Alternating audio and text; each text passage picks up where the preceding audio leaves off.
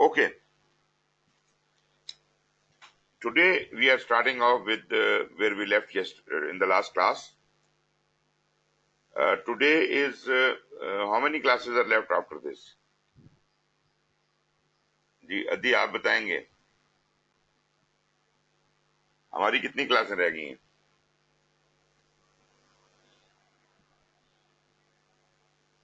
جی ادی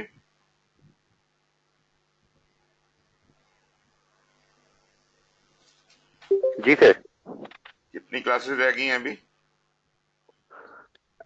سر میں ایک سیکنڈ وہ اور چیک کر لیتا ہوں، اس حساب سے آپ کو بتا دیتا ہوں. وہ آن لائن اس میں شو ہو رہے ہوں گے ہمارے سی ایم ایس پہ. اچھا نہیں، میں اس کو میں ہی آن کر لیتا ہوں. ایک منٹ آپ رکیں، میں آپ کے جی سامنے کر لیتا ہوں. سات سلمان کا 6 کلاسیں رہ گئی. 6 کیسے بھی؟ سر ان کے کہنے کا مطلب ہوگا 6 گھنٹے رہ گئے ہیں. Okay okay. اس کے بعد نا، آج کے بعد جی سر آج کے بعد ابھی سر میرا خیال ہے میں ایک سیکنڈ چیک کر لیتا ہوں. اگر تو 42 ہو گئے ہیں تو پھر صرف 3 رہ جائیں گے سر. لیکن جو لاسٹ 2 وہ تھے ہماری کلاسز ہونی تھی، مطلب 42 آورس تک آپ نے آن لائن کرنے تھے، جی اور مینجمنٹ نے کہا تھا کہ 42 سے 45 آور تک کی کلاس اور 45 سے 48 آور کی، مطلب یہ 2 کلاسیں 3 گھنٹے کی، یہ ان پرسن ہوں گی. تو یہ آپ پلیز کنفرم کر لیں مینجمنٹ سے. کب ہوں گی؟ مجھے تو کوئی انفارمیشن نہیں ہے. انہوں نے کہا تھا فرسٹ ویک آف جون میں نا یہ کلاسز ہوں گی، فرسٹ اور سیکنڈ ویک میں. اچھا خیر، اس کو میں چیک کر لیتا ہوں، لیکن ہم آج کی کلاس تو کرتے ہیں. میں یہ آپ کو حاضری اس رجسٹر پہ اوپر ہی لگا لوں.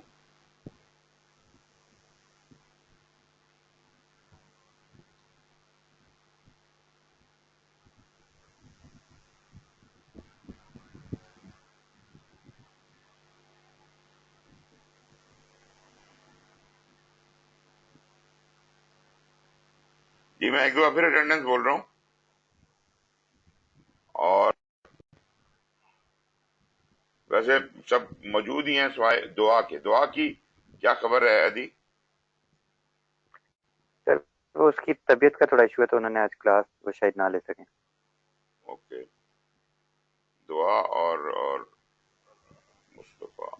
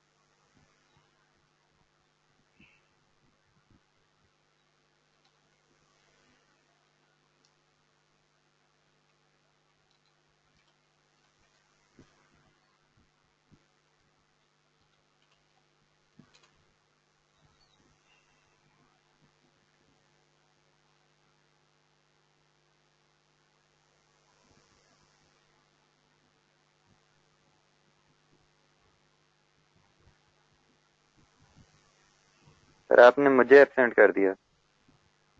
ایک منٹ،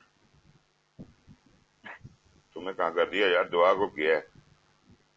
نہیں سر نیچے دیکھیں، آپ نے مصطفیٰ کی جگہ میرے نام پہ کر دیا. اچھا ایک منٹ رک جاؤ. ابھی ٹھیک ہے؟ جی سر.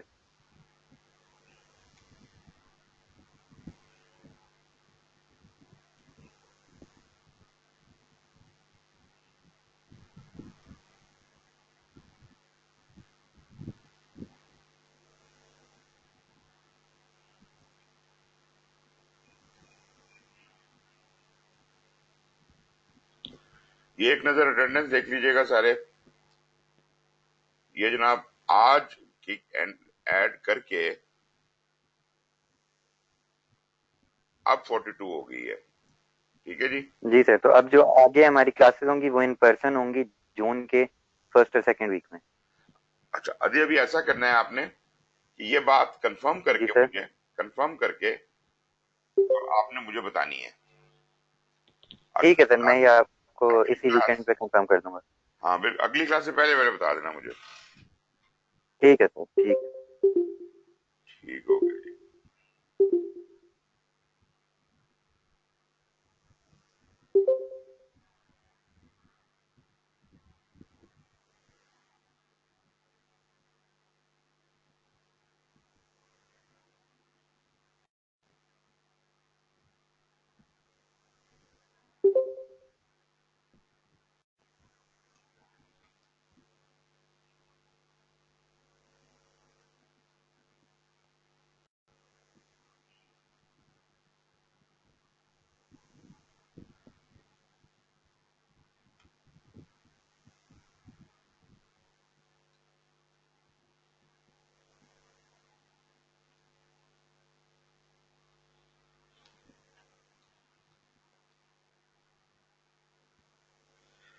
اچھا جی، ابھی اسکرین پہ آپ کے سامنے آ جاتا ہے.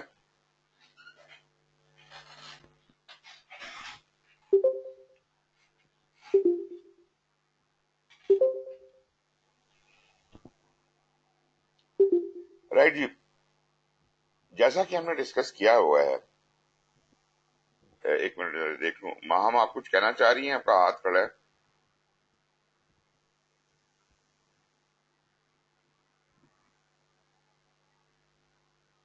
جی ماہم بولیے.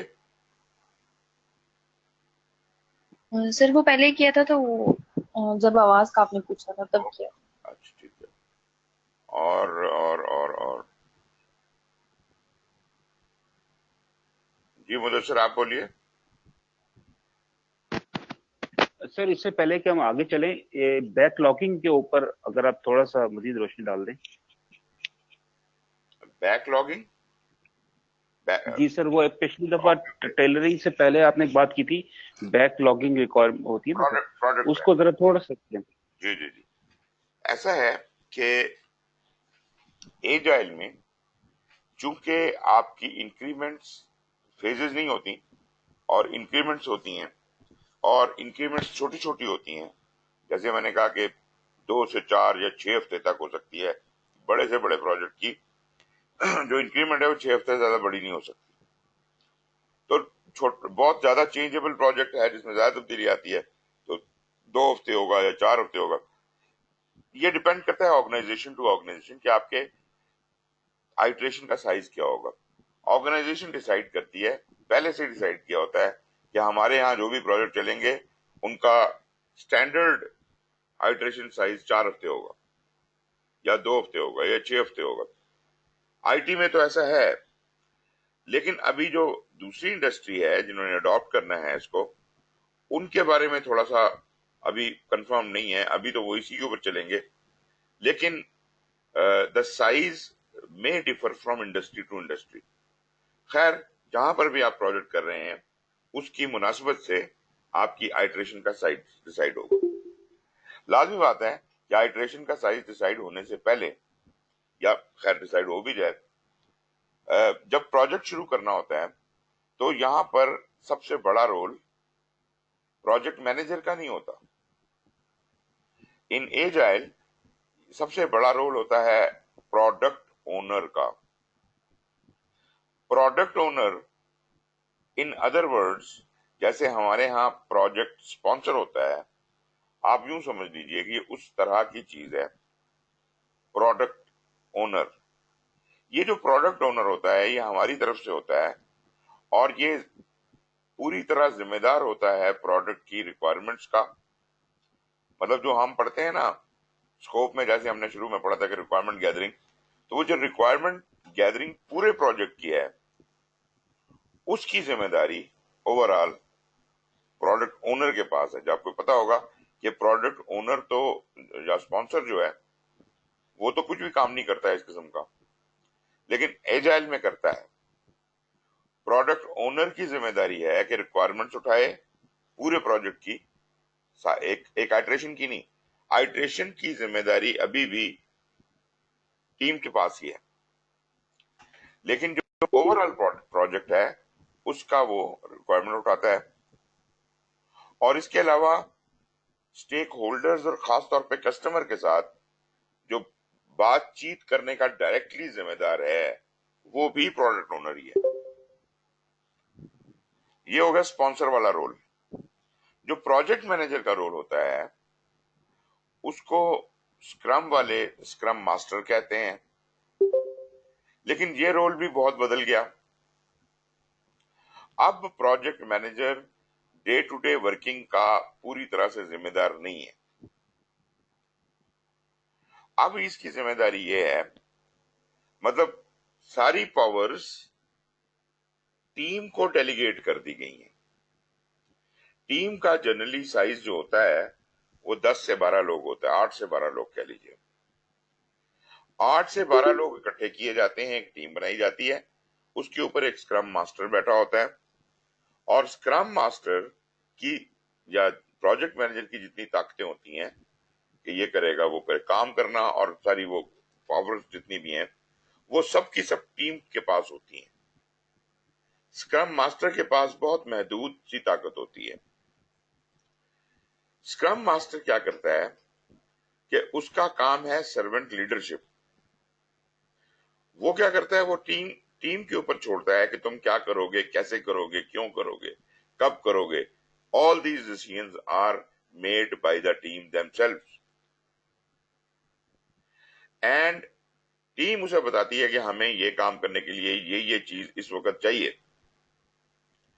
تو جو فیسیلیٹیشن ٹیم کو چاہیے، جو ریسورس چاہیے، کوئی اور کام چاہیے، ٹیم کے پلان کے مطابق وہ چیزیں وقت پہ پرووائڈ کرنا یہ اسکرم ماسٹر کا کام ہے.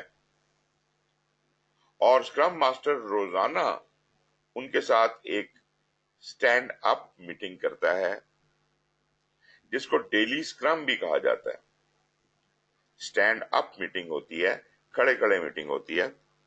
عموماً یہ دن کے شروع ہونے سے پہلے ہوتی ہے، یا کچھ کیسز میں لوگ at the end of the day بھی کر سکتے ہیں، لیکن بہتر یہ ہے کہ ڈے کے شروع ہونے پہ یہ میٹنگ کی جائے. اس میٹنگ کا مقصد یہ ہوتا ہے کہ ٹیم نے جو یسٹرڈے کام کرنے کا جو پچھلا گزر گیا ہے وقت، پچھلا والا دن، اس میں کیا کام جو کرنے کا وعدہ کیا تھا وہ پورا ہوا کہ نہیں ہوا. اگر نہیں ہوا تو کتنا کام رہ گیا. یہ ٹیم کا ہر ممبر بتاتا ہے اس میٹنگ میں کھڑے کھڑے. ہر بندہ کہتا ہے کہ میں نے یہ کام کرنا تھا، یہ ہو گیا، میری طرف سے اکمپلشڈ ہے، یا یہ کام نہیں ہو سکا اور یہ اس میں اتنے گھنٹے کا اور کام باقی ہے، یہ میں کل کروں گا. تو اس طریقے کے ساتھ وہ یہ بتاتا ہے. اور تیسری بات، پہلی بات میں نے کیا کرنا تھا، دوسری بات میں نے کیا کیا ہے، کیا رہ گیا، اور تیسری بات کل کے پروگرام میں اسے کیسے ایڈجسٹ کروں گا، اور چوتھی بات کہ مجھے کوئی مشکلات تو نہیں آ رہی اس کام کو کرنے کے لیے، مجھے کوئی فیسیلیٹیشن چاہیے، کوئی چیز چاہیے، تو وہ پروجیکٹ مینیجر کو کنفلکٹ ہے کسی کے ساتھ تو وہ اسکرم ماسٹر کو بتا دیتا ہے، اور اسکرم ماسٹر انشور کرتا ہے کہ اسے وہ دقت نہ آئے. یہ تو خیر ایک بات ہو گئی کہ اسکرم ٹیم کیسے چلتی ہے. واپس چلتے ہیں پروڈکٹ اونر کی طرف. پروڈکٹ اونر پورے پروجیکٹ کا ذمہ دار ہے، اور اس کو جو پروجیکٹ دیا گیا ہے اس کا صرف بیسک آؤٹ لائن اس کے پاس ہے. آؤٹ لائن پلان وہ بنائے گا، لیکن اس کے لیے اسے ریکوائرمنٹس گیدر کرنی پڑیں گی کسٹمر سے.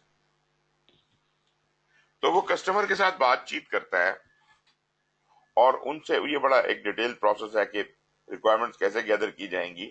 وہ آگے ہم ریکوائرمنٹ کے چیپٹر میں بھی اس کو تھوڑا دیکھ لیں گے. لیکن وہ ریکوائرمنٹس ان سے پوچھتا ہے، اور ایجائل میں کسٹمر عموماً بیان نہیں کر پاتا کہ وہ کیا چاہتا ہے. انسرٹینٹی بہت زیادہ ہے، پتہ ہی نہیں ہے، کسی کو بھی نہیں پتا کہ یہ پروجیکٹ کیسے ہوگا. تو پھر کسٹمر سے وہ کیا کہتا ہے کہ مجھے یہ بتاؤ کہ تمہاری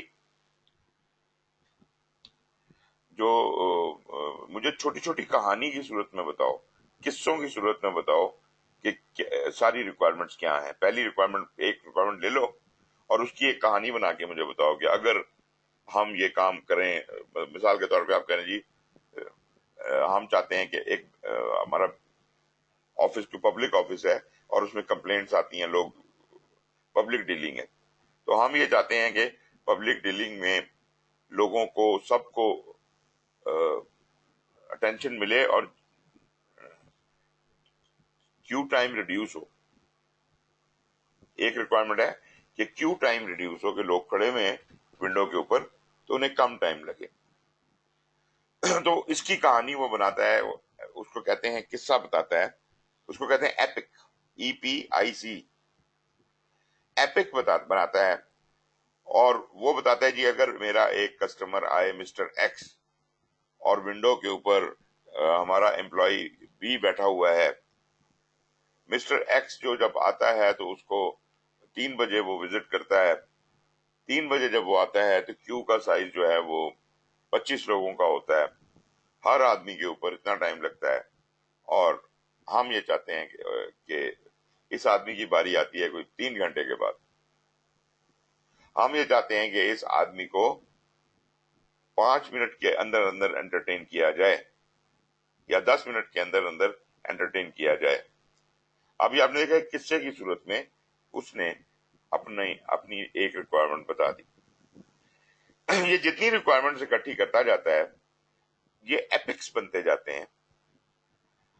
ایپکس بڑی موٹی موٹی قسم کا قصہ ہوتا ہے، اور جتنے بھی ایپک آتے جاتے ہیں ایک ڈبہ سمجھ لیں یا ایک ریکوائرمنٹس کا باکس پڑا ہوا ہے، یہ ریکوائرمنٹ لکھ کے اس میں ڈال دی جاتی ہے. یہ جو ریکوائرمنٹس کا خالی ڈبہ پڑا ہے اس کو ہم کہتے ہیں پروڈکٹ بیک لاگ. ابھی بات سمجھ آئی کہ پروڈکٹ بیک لاگ کیا ہے، میں آگے مزید ایکسپلین کرتا ہوں. یہ ایک ڈبہ ہے جس کے اندر ہم نے ریکوائرمنٹس ڈالنی ہے. اس میں اب جو ایپکس آئیں گے وہ ایک ایک کوئی ہم نے فارمیٹ بنایا ہوگا گتے کے کارڈ کے اوپر، اور اس پہ ہم لکھیں گے اس کی کہانی ساری. اس کو کوئی نمبر دیں گے، جیسے ہم وہ نہیں کرتے WBS میں، کوئی نمبر ہوگا اس کا، کوئی اور حساب کتاب ہوگا، کس نے یہ ریکوائرمنٹ دی ہے، اس ریکوائرمنٹ سے ایسوسیٹڈ کیا چیزیں ہیں، وغیرہ وغیرہ. تو وہ جو کارڈ بن جائے گا، ایک ایپک بن جائے گا، تو اس ایپک کو ڈال دیا جائے گا پروڈکٹ بیک لاگ. پھر دوسرا ایپک، تیسرا ایپک، چوتھا ایپک. تو یہ کوئی سے کہ 50 ایپک ہیں جو اس کے اندر جمع ہو گئے. اب جو ہے پروڈکٹ اونر کا دوسرا کام یہ ہے کہ یہ تو ایپکس ہیں، اور جو ایپکس ہیں ہو سکتا ہے کہ وہ ایک سے زیادہ ریکوائرمنٹ ایک ہی قصے کے اندر کہہ رہے ہو. وہ شاید اس کیو والی کہانی میں وہ یہ بھی کہنا چاہ رہا ہے کہ ایک کسٹمر کی باری لائن میں لگنے کے 10 منٹ کے اندر آ جائے، اور ایک ریکوائرمنٹ شاید یہ بھی کہنا چاہ رہا ہے کہ کسی بندے کو آدھے منٹ سے زیادہ ٹائم نہ لگے. اب دیکھا جائے تو یہ دو الگ الگ ریکوائرمنٹس ہیں. تو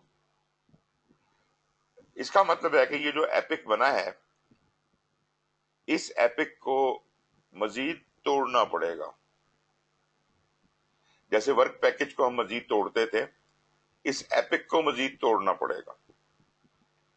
جب ایپک کو توڑ کے اس میں سے 2 یا 3 نکال لی جاتی ہیں الگ الگ ریکوائرمنٹس یا فنکشنلٹیز، ان کو کہتے ہیں user stories. User stories, attention سے سنیے گا سارے. User stories epic undefined requirement ہے، اور یوزر سٹوریز جو ہیں یہ اس کو ٹیم کے ساتھ بیٹھ کے سوچا اس نے، پروڈکٹ اونر نے، اور ان کو ریفائن کیا کہ یار مزید کس کو توڑا جا سکتا ہے، کھولا جا سکتا ہے. ایسے ایپکس جس میں ایک ہی ریکوائرمنٹ تھی اس کی ایک یوزر سٹوری بن جاتی ہے، جس میں دو تھیں اس کی دو بن جاتی ہیں، اور اس طریقے کے ساتھ آپ کے پاس ساری چیزیں ٹوٹ کے یوزر سٹوریز کی شکل میں کنورٹ ہو جاتی. اب یہ 50 کی ہو سکتا ہے کہ 70 بن جائے. اب یہ 70 user stories product back log میں ایٹ رینڈم پڑی ہوئی ہیں. ٹھیک ہے جی. اب ایک اور کام بھی ہے جو پروڈکٹ اونر کرتا ہے. پروڈکٹ اونر پھر ٹیم کو بلا لیتا ہے اور ان کو کہتا ہے کہ بھائی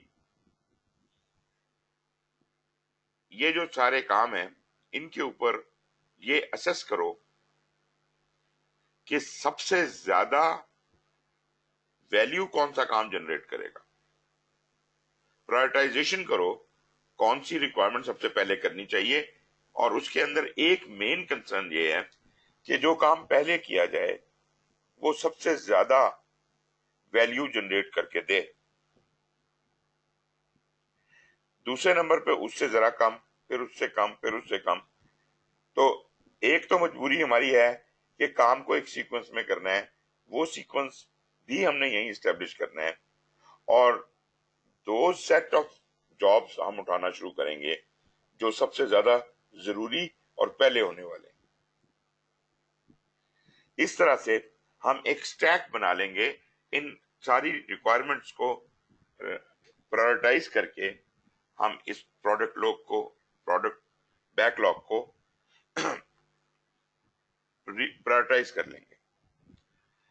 پہلے جب مجھے پاس ایپک آئی تھی تو ہم نے کہا کہ انریفائنڈ پروڈکٹ لاگ بن گیا. ایپکس جب کسٹمر سے ڈائریکٹ لیے تو انریفائنڈ پروڈکٹ بیک لاگ بن گیا.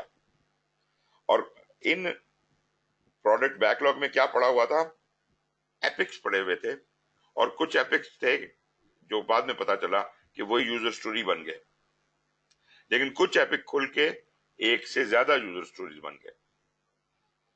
اور یہ جو کام ہم نے کیا اس کو کہتے ہیں refining the product back log.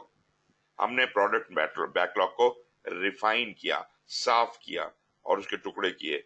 تو یہ بن گئے یہ ایکچوئل ہماری ایکٹیویٹیز ہیں ایک طرح سے. تو یہ پروڈکٹ بیک لاگ رینڈم جو پڑا ہوا تھا اس کو ہم نے کہا یہ ریفائنڈ پروڈکٹ بیک لاگ ہے. اور پھر ہم نے کیا کیا، پروڈکٹ اونر کے ساتھ بیٹھ کے ہم نے ان اچھا یوزر سٹوریز جو ہوتے ہیں ان کا بھی ایک کارڈ ہوتا ہے، یوزر سٹوری کا بھی ایک نمبر ہوتا ہے. یوزر سٹوری بالکل اس کا ایک لکھا جاتا ہے کہ یہ کیا کام ہے کارڈ کی صورت. اب یہ کارڈ سارے جو ہیں ان کو ترتیب میں لگا دیا گیا کہ سب سے پہلے کون سا کام کرنا ہے، اس کے بعد نیکسٹ امپورٹنٹ کیا ہے، اس کے بعد نیکسٹ امپورٹنٹ کیا ہے. اور کرتے کرتے آپ نے یہ جو 70 آپ کے پاس یوزر سٹوریز تھیں ان کو پرائرٹائز کر دیا. اب یہ بن گیا پرائرٹائزڈ بیک لاگ. اگر دیکھا جائے تو ہم نے ایکٹیویٹیز ہی یہاں بنا دی، اور ادھر ہی اگر پرائرٹائزیشن کے ساتھ ہم یہ بھی اسیس کر لیں کہ ہر ایکٹیویٹی یا یوزر سٹوری جسے ہم کہہ رہے ہیں اس پہ کتنی ایفرٹ لگے گی، کتنے مین آورز لگیں گے یا کتنی ایفرٹ لگے گی یا کیا چیزیں اس کو چاہیے ہوں گی، وہ بھی اس کارڈ پہ لکھ لیں. یہ جو پرائرٹائز بیک لاگ ہو گیا تو اب پروڈکٹ اونر کا کام، میجر کام جو تھا وہ کافی حد تک ختم ہو گیا. مگر وہ اسٹیک ہولڈر کے ساتھ ان کمیونیکیشن ہے، اور اس کو نئی ایپکس آ سکتی ہیں، نئی یوزر سٹوریز بن سکتی ہیں. جو بھی کوئی نئی یوزر سٹوری آئے گی تو وہ ٹیم کے ساتھ مل کے اس کو اپروپریٹ جگہ پہ فٹ کر دے گا، جہاں پہ اس کی پرائرٹی بنتی ہے ادھر اس کو ڈال دے گا. مگر ہوگا یہ ایک سٹیک، اور سٹیک کے ٹاپ کے اوپر سب سے پہلے ہونے والا اور سب سے ضروری کام ہوگا، اور سٹیک کے باٹم میں سب سے غیر ضروری اور سب سے آخر میں ہونے والا کام ہوگا. اب یہ بن گیا جی پروڈکٹ بیک لاگ. اب جب میں نے ٹیمیں بنا دی، ایک ٹیم بنا دی، اس کو میں نے کہا یہ میری اسکرم ٹیم ہے، اور ہم نے اسے کہا کہ بھئی تمہارا جو ٹائم باکس ہے، ٹائم باکس کی ٹرم بھی استعمال ہوتی ہے. ٹائم باکس کا مطلب ہے کہ آپ کو فکس اتنا ٹائم دیا جاتا ہے. فرض کریں 2 ہفتے دیے جاتے ہیں، 2 ہفتے کا ٹائم باکس ہے. ٹیم کو پتا ہے کہ ان کی کیا کیپیبلٹیز ہیں، تو ٹیم بتائے کہ اس اسٹیک میں سے، اس پروڈکٹ بیک لاگ میں سے ٹاپ سے وہ کام اٹھائے اور کتنے کام وہ اٹھا کے لے جا سکتی ہے. ان 2 ہفتوں میں وہ سارے مل کے فیصلہ کریں، اکیلے کے لیے نہیں کرنا. ساری ٹیم 10 بندوں کی جو ہے وہ مل کے فیصلہ کرے کہ ہم کتنے کام ان 2 ہفتوں میں ختم کر لیں گے.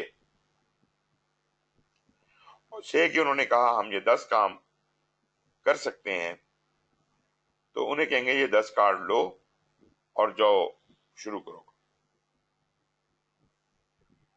اب یہ ٹیم دیکھیں، پروجیکٹ مینیجر نے یا اسکرم ماسٹر نے یہ چوز نہیں کیا کہ ٹیم کیا کرے گی.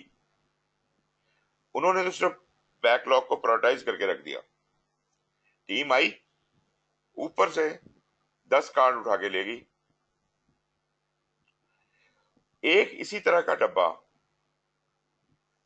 وہ جو آئٹریشن چلنے لگی ہے، اس کے اندر بھی رکھا ہوتا ہے. اور اس ایک آئٹریشن کو جو کہ جیسے میں نے کہا 2 ہفتے کی ہے اس کیس میں، ایک آئٹریشن کو ہم کہتے ہیں اسپرنٹ، SPRINT، اسپرنٹ. تو ان اسپرنٹ کا اپنا بیک لاگ ہوتا ہے. یہ 10 کام جو وہاں سے اٹھا کے لائے ہیں پروڈکٹ بیک لاگ سے، اس کو یہ لوگ اپنے اسپرنٹ بیک لاگ میں ڈال دیں گے.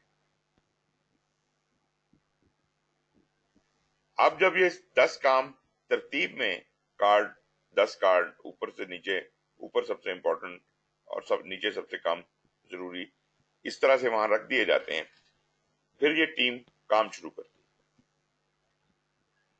اور اگر تو اسپرنٹ میٹنگ شروع میں ہو رہی ہے، جس کو میں نے کہا تھا اسٹینڈ اپ میٹنگ، تو پھر اس کا طریقہ یہ ہوگا کہ اگر 9 بجے آپ کا آفس ٹائم شروع ہوتا ہے، تو 9 بجے سے 10-15 منٹ پہلے ساری ٹیم آفس کے گیٹ پہ ملے گی، اور وہاں کھڑے کھڑے وہ یہ بتائیں گے کہ کل کیا کیا تھا، آج کیا کریں گے، اور ہمیں کیا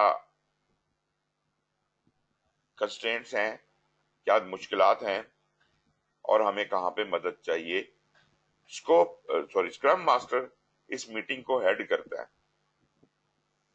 اس میٹنگ کی ڈیوریشن، ایک تو میں نے کہا یہ کھڑے کھڑے ہوتی ہے، اس کی ڈیوریشن 10 منٹ ہوتی ہے. بہت زیادہ ہو گیا تو 15 منٹ، لیکن یہ 10 منٹ کی میٹنگ ہوتی ہے. اور 10 کے 10 ممبرز کو بولنے کا موقع چاہیے. ہر ممبر سے پوچھے گا تو 1 منٹ پر ممبر ملے گا یا 1 سے بھی کم، اور وہ کوئکلی کھڑے کھڑے وہاں پہ بتائیں گے کہ ہم نے کیا کرنا ہے، میں کیا کروں گا، میں نے کل کیا کیا تھا، آج کیا کروں گا، اور مجھے کیا چاہیے، کون سے ریسورسز چاہیے. اسکرم ماسٹر یہ نوٹ کر لے گا خاص طور پہ جو چیزیں ان لوگوں کو چاہیے، اور اب اس پورے دن کے اندر اس کا صرف یہی کام ہے کہ جو چیزیں انہیں چاہیے وہ صحیح وقت پر انہیں پہنچاتا رہے، اور ان کا حال چال پوچھتا رہے، کوئی دقت تو نہیں ہے، کوئی اور چیز تو نہیں چاہیے، انوائرمنٹ ٹھیک ہے نہیں ہے. تو ہی از اے سرونٹ لیڈر.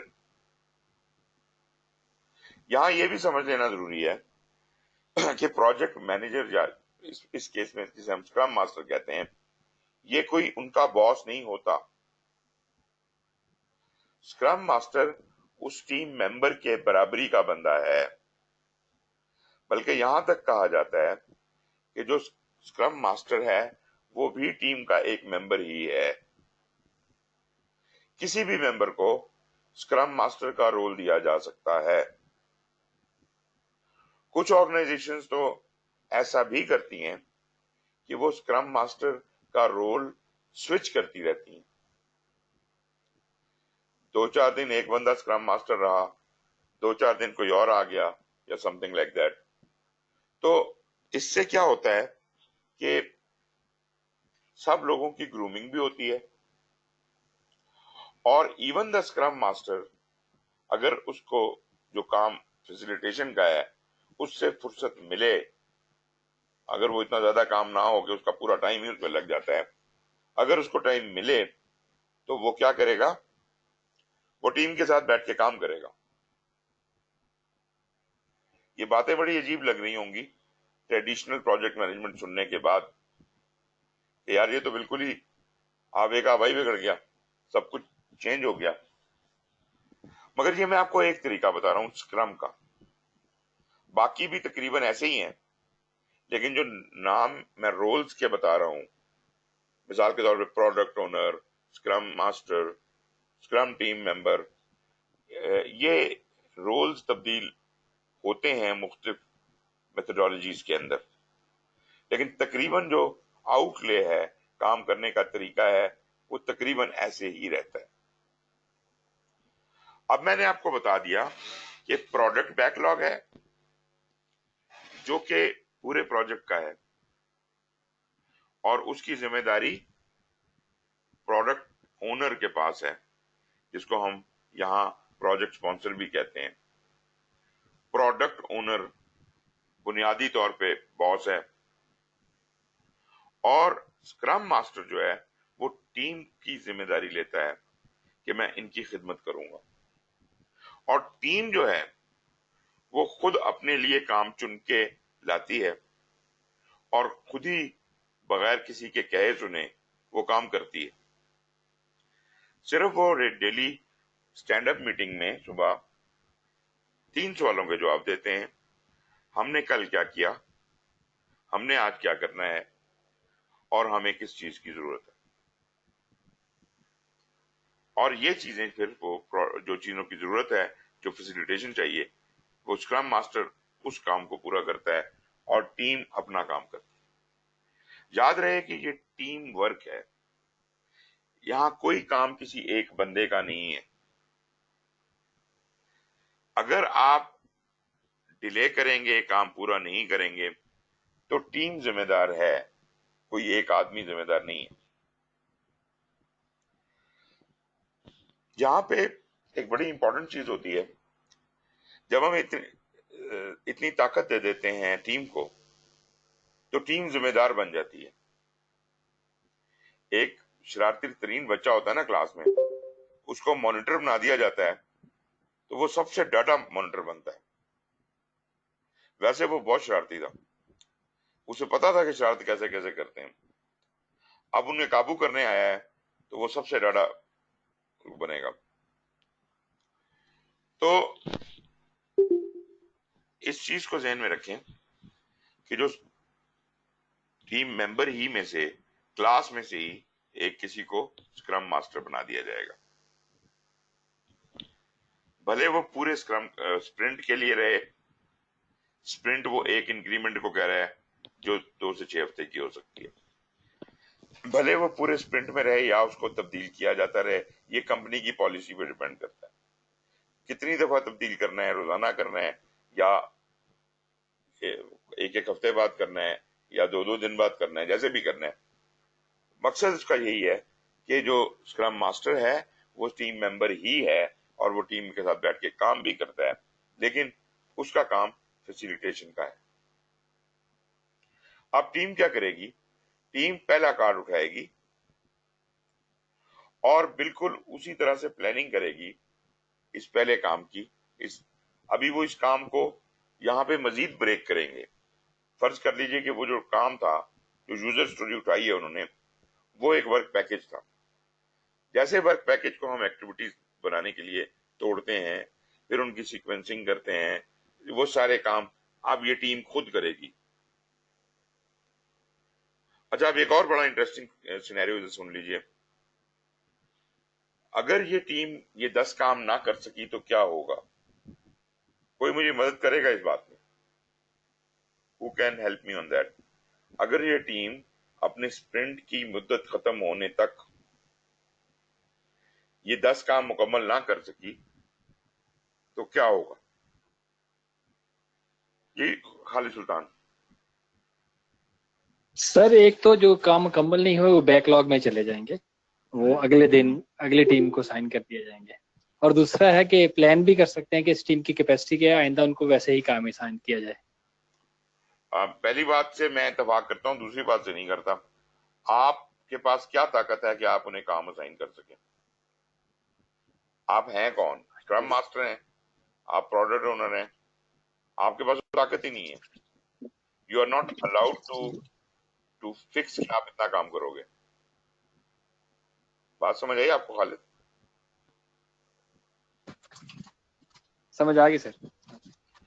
اوکے اچھا جی، یہ بات انہوں نے جو جواب دیا ہے اس کے اوپر اگر کسی کو کوئی مزید کوشچن بنتا ہے تو کیجئے، ریز ہینڈ. جی مدثر جاوید بولیے. سر وہ ہمارے بیک لاگ میں جو جیسے انہوں نے بتایا اس میں شامل ہو جائے گا جو پینڈنگ لیفٹ اوور ورک ہوگا. لیکن دوسری بات شاید آئی تھنک وہ جو کہنا چاہ رہے تھے وہ یہ تھے کہ جس بھی وجہ سے وہ کام اچیو نہیں ہو پایا وہ ہمارے کائنڈ آف لیسن لرن میں چلا جائے گا کہ جو بھی وجہ تھی وہ کام نہ کرنے کی آئندہ اس کو.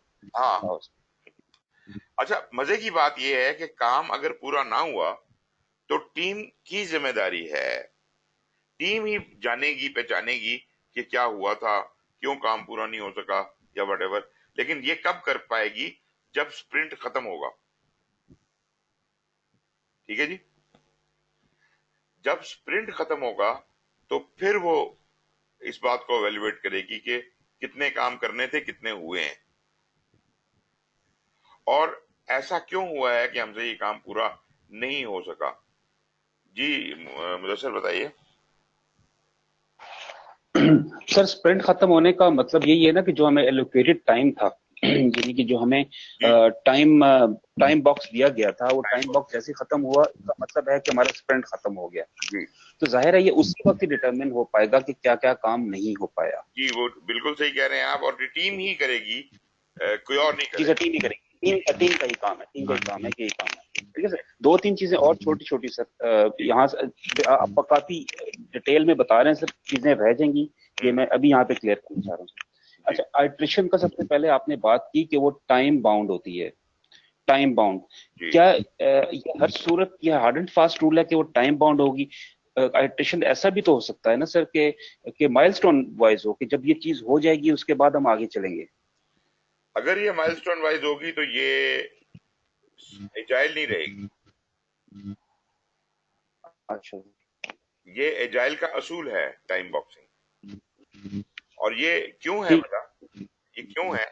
یہ ایسے ہی کام کھینچتے نہ جائیں، پورا نہیں ہوا 2 دن اور دے دیں، تھوڑی میری اسپرنٹ بڑی کر دیں، تھوڑی چھوٹی کر دیں، یہ ڈرامہ نہیں چلے گا. ٹھیک ہے جی، اس طرح کا ڈرامہ نہیں چلے گا. یا کام ہوا ہے یا نہیں ہوا ہے. اگر 10 کام آپ نے کرنے تھے اور آپ 9 کر پائے ہیں تو آپ سے کوئی نہیں پوچھے گا بھائی آپ نے کام کیوں کیا. آپ سنیں یہ کتنی انٹرسٹنگ بات میں کہہ رہا ہوں. آپ سے کوئی نہیں پوچھے گا کہ آپ نے کام کیوں کیا ہے. 9 کام آپ کے جائیں گے، اس کے بعد ہوتی ہے ریٹروسپیکٹ میٹنگ. اس کے اندر یہ چیزیں ہینڈ اوور ہوتی ہیں اور پھر ان کا 2 میٹنگ ہوتی ہیں. پہلی والی کا مجھے نام یاد نہیں آ رہا جو ہینڈ اوور کرنے والی ہے. دوسری میٹنگ جو ہوتی ہے وہ ریٹروسپیکٹ ہوتی ہے. پہلے والی میں آپ پریزنٹ کرتے ہیں پروڈکٹ اونر کی موجودگی میں، کسٹمر کو ڈائریکٹ پریزنٹ کرتے ہیں. جو 9 کام آپ نے کر لیے ہیں ان کا آؤٹ پٹ ان کو پریزنٹ کرتے ہیں، اور باقاعدہ scope quality control, scope validation سب کچھ ہوتا ہے. مطلب اس آئٹریشن کی کہانی یہاں ختم ہو جائے گی. جو کام یہاں ویلیڈیٹ ہو جائیں گے وہ کسٹمر کے پاس چلے جائیں گے، اب وہ ہماری ذمہ داری سے نکل جائیں گے. تو 9 کام ہیں، اگر کسٹمر سیٹسفائی نہیں ہوتا تو وہ اس بات کا مجاز ہے، بحث ہوگی اس میں. اور مزے کی بات یہ بتاؤں کہ product owner will act as voice of customer. وہ ٹیم کا ساتھ نہیں دے گا، پروڈکٹ اونر کسٹمر کا ساتھ دے گا. آپ دیکھیے کتنی مزیدار سچویشن بن رہی ہے کہ پروڈکٹ اونر کو الاؤڈ ہی نہیں ہے کہ وہ اپنی ٹیم کا ساتھ دے.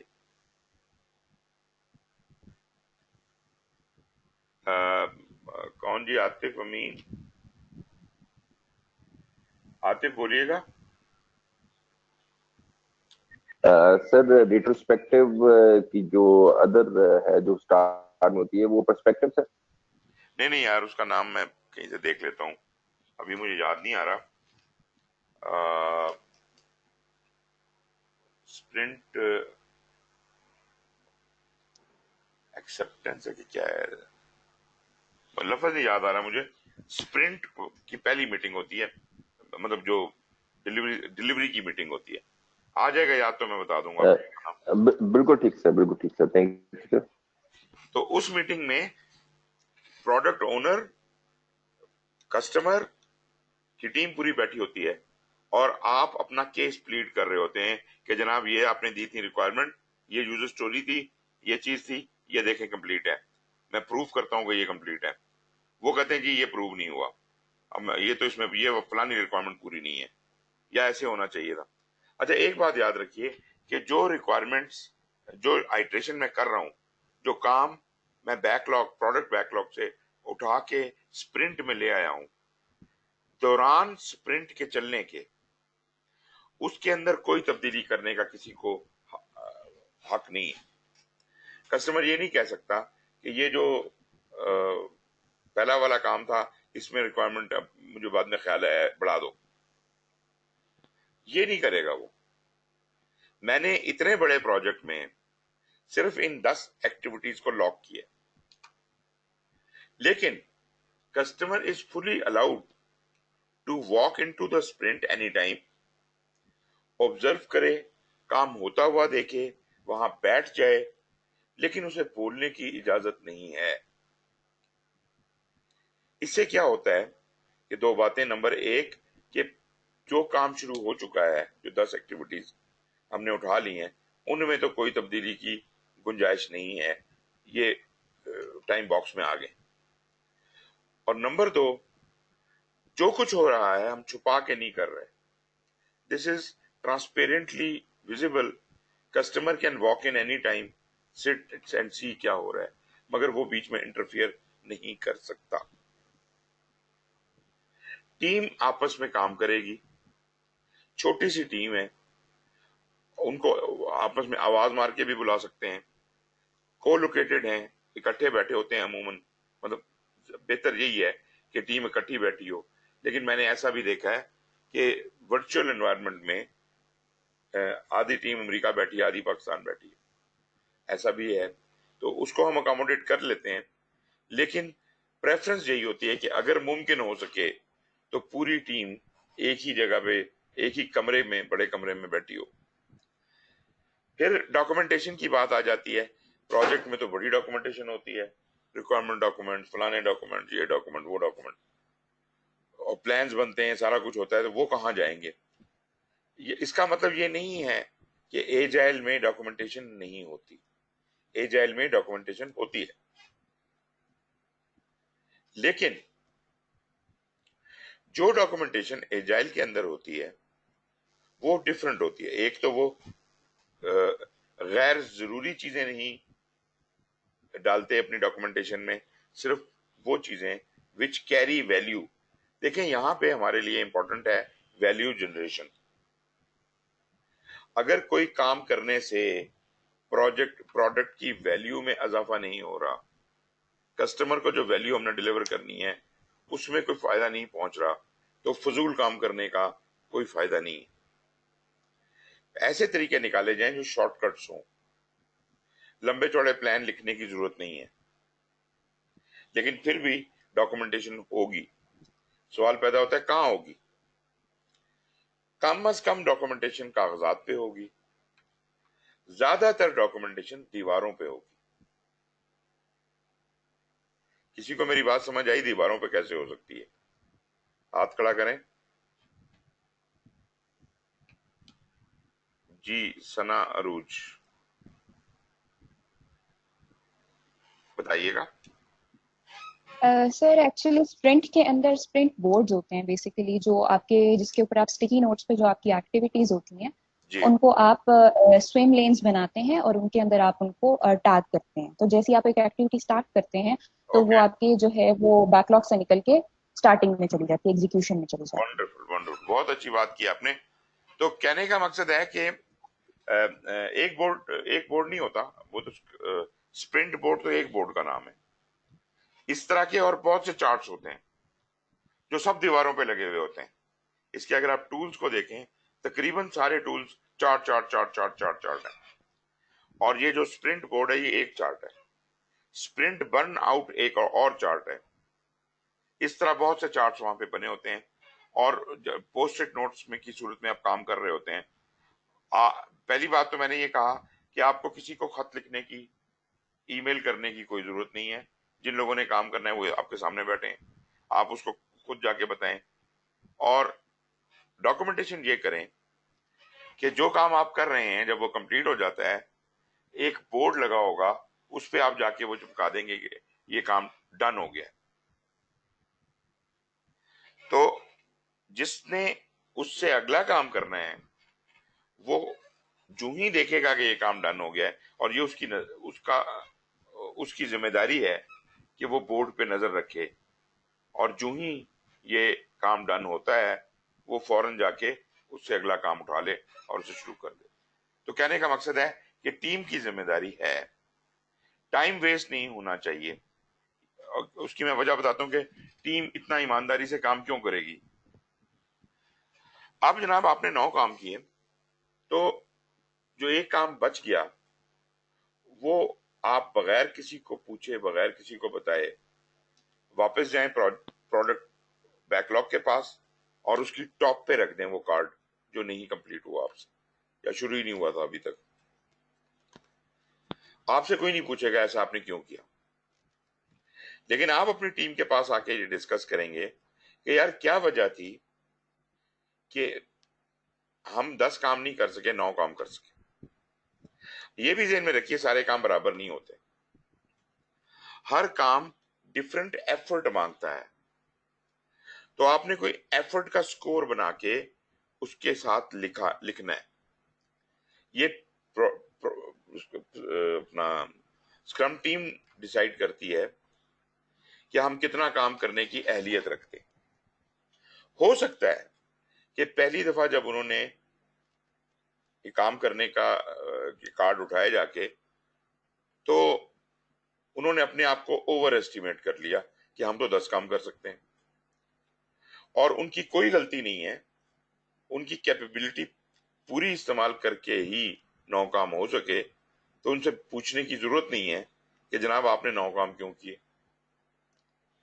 और अगर वो ये समझते हैं कि नहीं यार हम 10 कर सकते थे, हमारे में इतनी कैपेबिलिटी थी कि हम 10 कर सकते थे और हमने ये 9 किए हैं, तो इसमें किसका कसूर? टीम खुद ही ये पोर्शन करती है जिस बंदे का कसूर है, खुद ही उसको ट्रीट करती है, खुद ही उससे डील करती है और खुद ही उसे निकाल बाहर करती है अगर वो बंदा टीम के लिए नुकसानदेह साबित हो रहा है।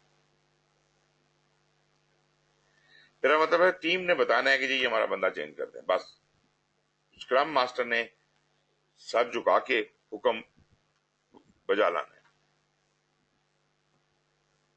ठीक है, जो टीम अगर ये फील करती है कि नहीं यार हमें तो इतना ही काम करने की कैपेबिलिटी थी, फिर वो ये चेक करते हैं कि हमने जो काम उठाए हैं उसके एफर्ट को पॉइंट्स दिए जाते हैं। ये पहला काम 3 यूनिट एफर्ट का है, दूसरा काम 2 यूनिट एफर्ट का है, तीसरा काम 5 यूनिट एफर्ट का है। तो ये सारे काम कितने हुए? जितने काम आप उठा के लाते हैं उनकी अगर एफर्ट्स को जमा किया जाए तो this is your team effort. Team ये समझ रही है کہ وہ 40 یونٹ کام کر سکتی ہے، اس لیے جا کے وہ 10 کارڈ اٹھا لائی جس کے ٹوٹل ملا کے 40 یونٹ بنتے تھے، لیکن ہم 35 یونٹ سے اوپر نہیں کر سکے. یا تو ہمارے میں کمزوری ہے، اور یا ہمیں اگر کمزوری ہے تو میں اگلی دفعہ 40 ہی اٹھاؤں گا اور اسے پورا کر کے دکھاؤں گا. اور اگر ہماری اہلیت سے زیادہ ہم نے ایکسپیکٹ کر لیا تھا تو پھر وہ اگلی دفعہ جب جائیں گے اگلے اسپرنٹ میں جب جائیں گے تو وہ 35 ایفرٹ تک کے کام اٹھائیں گے، جتنے بھی کام اس میں فٹ ہو جائیں. تو اس کا مطلب یہ ہوا کہ ٹیم آٹو کریکٹ پہ لگی ہوئی ہے، خود ہی وہ اپنے آپ کو کریکٹ کر لیتی ہے اور خود ہی آگے چلتی ہے. یہ بات ہو گئی. خیر یہ اپنی پوری ایجائل کی کلاس لگ گئی ہے، میرا خیال ہے مجھے بس کرنا چاہیے اور ہمیں واپس اسکوپ پہ آ جانا چاہیے. ہاں جی، آپ لوگ ذرا ہاتھ کھڑا کر کے مجھے بتائیں کہ بات سمجھ آئی ہے کہ نہیں آئی ہے.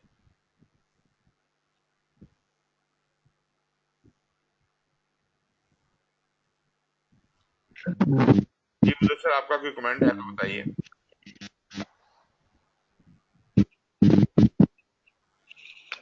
نہیں سر، کافی ایک اچھا اوور ویو آ گیا سر ایجائل کا، تو اوکے. آپ محتسم، آپ کچھ کہنا چاہ رہے ہو؟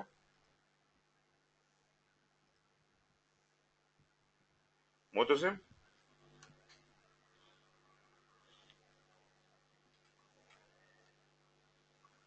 اوکے. اینی ویز جی، اس ٹاپک کے اوپر ہم آئندہ بھی بات کر سکتے ہیں، لیکن یہ ہے کہ میں آپ لوگوں کو سجیسٹ کروں گا کہ یوٹیوب پہ میں آپ کو لنک بھیج دیتا ہوں، میرا اسکرم کا پورا کورس وہاں پہ لوڈڈ ہے، آپ چاہیں تو ادھر سے تفصیل سے سن سکتے ہیں. اور وہ میں نے کروایا تھا ٹیرا ڈیٹا والوں کے لیے، تو وہ پورا کورس اس کے اندر جو ہے وہ along with آڈینس، ان کے کوشچن آنسر سب اس میں شامل ہیں، آپ وہاں سے بھی دیکھ سکتے ہیں. اینی ویز جی، میں واپس آتا ہوں. جی ہمارا جو پہلا پروسیس ہے وہ ہے پلان اسکوپ مینجمنٹ. اور آپ کو اس بات کا اندازہ ہے کہ جب بھی کوئی نالج ایریا ہم شروع کرتے ہیں، سب سے پہلے اس طرح کا ایک پروسیس ہوتا ہے جو اس کی گائیڈ لائنز ڈٹرمن کرتا ہے. اس میں اور کوئی کام نہیں ہوتا، اس کے اندر اسکوپ مینجمنٹ پلان بنتا ہے. جی نماز بریک لے لیجئے، 10 منٹ کے بعد ملتے ہیں. جی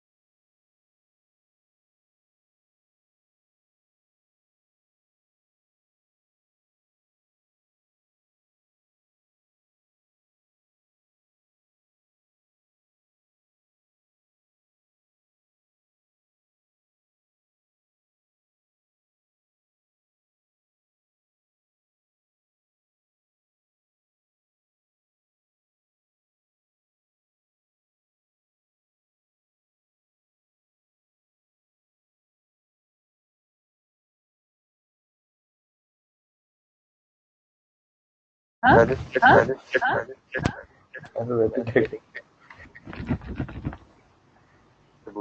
बुरे हेलो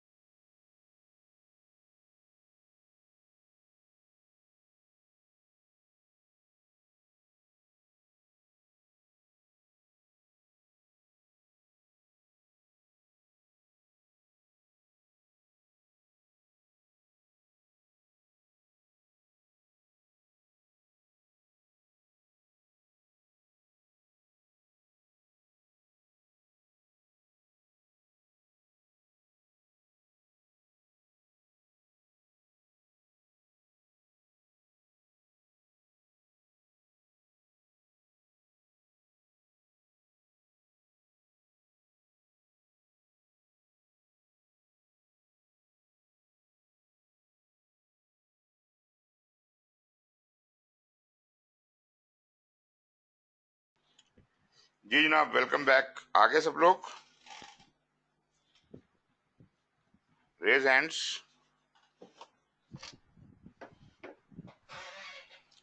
دو بندے آئے ہیں صرف, 3 4 5.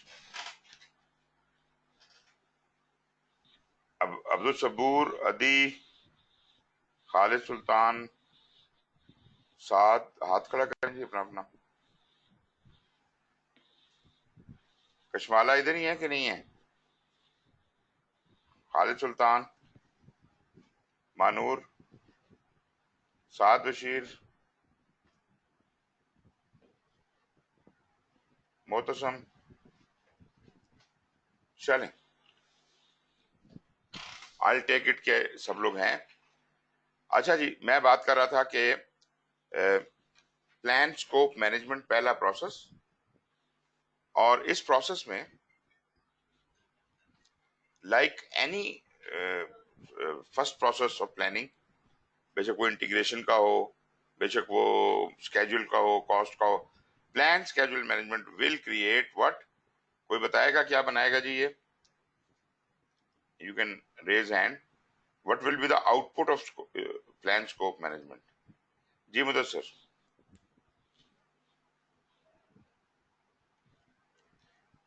What is the output of plan scope management? Mudassir آپ بولیے, آواز نہیں آ رہی ہے آپ کی, مائک نہیں کھلا ہوا آپ کا. سر اسکوپ مینجمنٹ ہوگا obviously اس کا اسکوپ مینجمنٹ پلان بنے گا.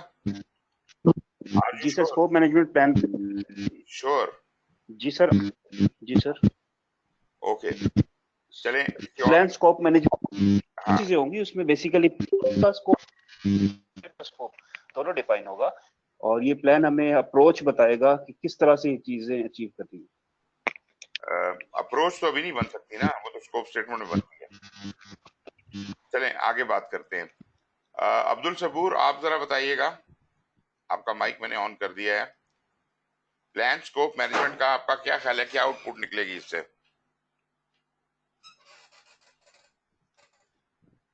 وہ یاد ہے نا ایک پہلے ہم نے ڈسکشن کی تھی سارے پروسیسز کی, ادھر ہم نے یہ بات ڈسکس کی ہوئی ہے.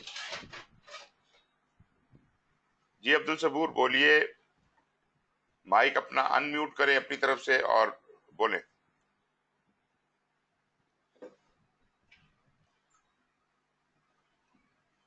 اگر نہیں بول رہے تو آپ کی ایبسنٹ لگا رہا ہوں میں. جی عمران آپ بتائیے گا.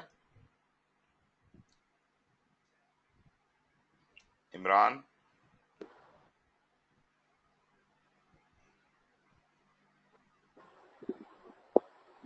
سر یہ جیسا مدثر نے بتایا ہے کہ یہ اسکوپ مینجمنٹ پلان بنے گا, اور جو پلانز ہوتے ہیں بیسیکلی یہ ہاؤ کے وہ آنسر کرتے ہیں کہ کوئی چیز کس طرح ہوگی, اور اس کا سارا ایک یہ ہاؤ کا آنسر دیتے ہیں. اور باقی پروسیس اور آگے کیسے ہوتا ہے وہ پھر اس کے آگے والے پروسیس کہ جس کے اندر وہ ایگزیکیوشن کس طرح ہوگی اور پھر مانیٹرنگ کنٹرولنگ کی طرف چلے جاتے ہیں. اور جیسا ہم نے پڑھا تھا کہ صرف انٹیگریشن میں جس میں سارے پروسیس میں سارے اس کے اندر ایک ایک کوئی نہ کوئی پروسیس ہے, جبکہ اس کے اندر اسکوپ کے اندر ایسا نہیں ہے. یہ اسکوپ مینجمنٹ پلان کے بعد یہ پھر ڈفرینٹ کچھ چیزیں ہی ہوں گی جو کہ صرف پلاننگ پروسیس میں اور مانیٹرنگ کنٹرولنگ میں ہی جائے گا.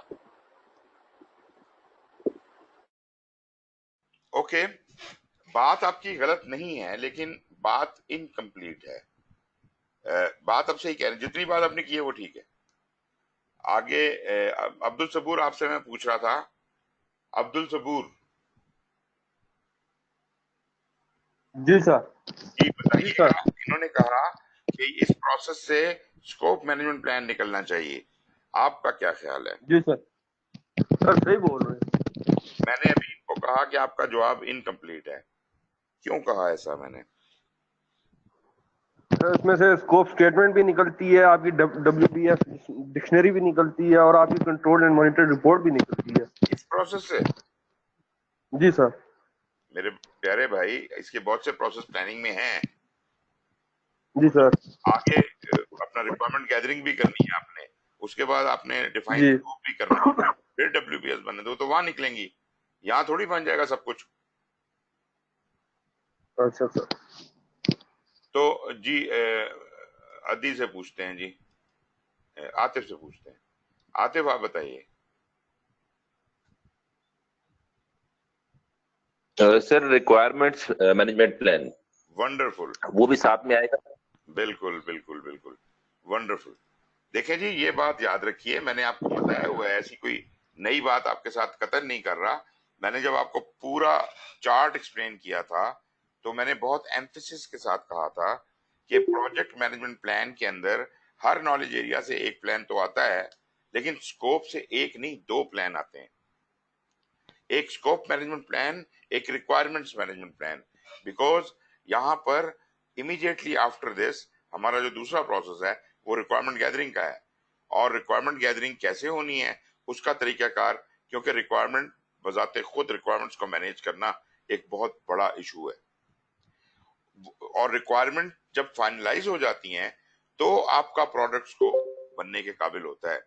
तो जिन लोगों ने ये कहा कि प्रोडक्ट स्कोप यहाँ पता चल जाता है और प्रोजेक्ट स्कोप यहाँ पता चलता है, यहाँ नहीं पता चलता, यहाँ कुछ नहीं पता।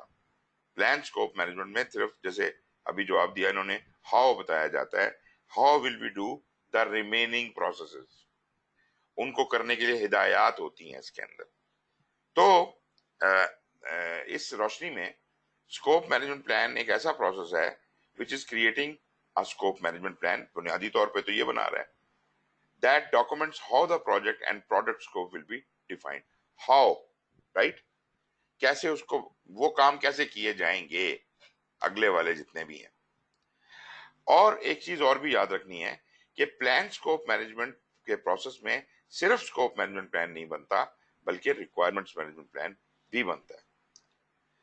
तो की बेनिफिट जो है इस प्रोसेस का, ये आपको गाइडेंस देता है और डायरेक्शन देता है on how the scope will be manage through out the project. Project की जिंदगी में थ्रू आउट हम इससे कैसे हैंडल करेंगे।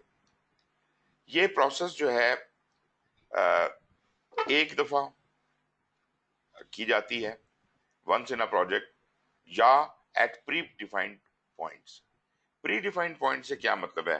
क्या स्कोप मैनेजमेंट प्लान बार बार बनाया जा सकता है? इसके बारे में क्या कहते हैं माहम, आप मुझे कुछ बताइए कि ये कैसे मुमकिन होगा। उसने कहा एट प्री डिफाइंड पॉइंट्स। ये प्री डिफाइंड पॉइंट्स कौन से होते हैं? मुदस्सर आपसे बाद में पूछता हूं, माहम जवाब दीजिएगा।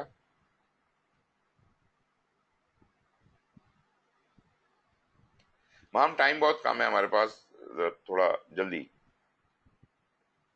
अपना माइक ऑन कीजिए। ये मैं आपको बता रहा हूं कि जो जो लोग मेरे सवालों को रिस्पॉन्ड नहीं कर रहे उनको मैं मार्क कर रहा हूं एब्सेंट। ठीक है जी। अब्दुल सबूर बोले हैं ना अभी। माहम मैं आपको आखिरी चांस दे रहा हूं। ओके ठीक है। आतिफ अमीन।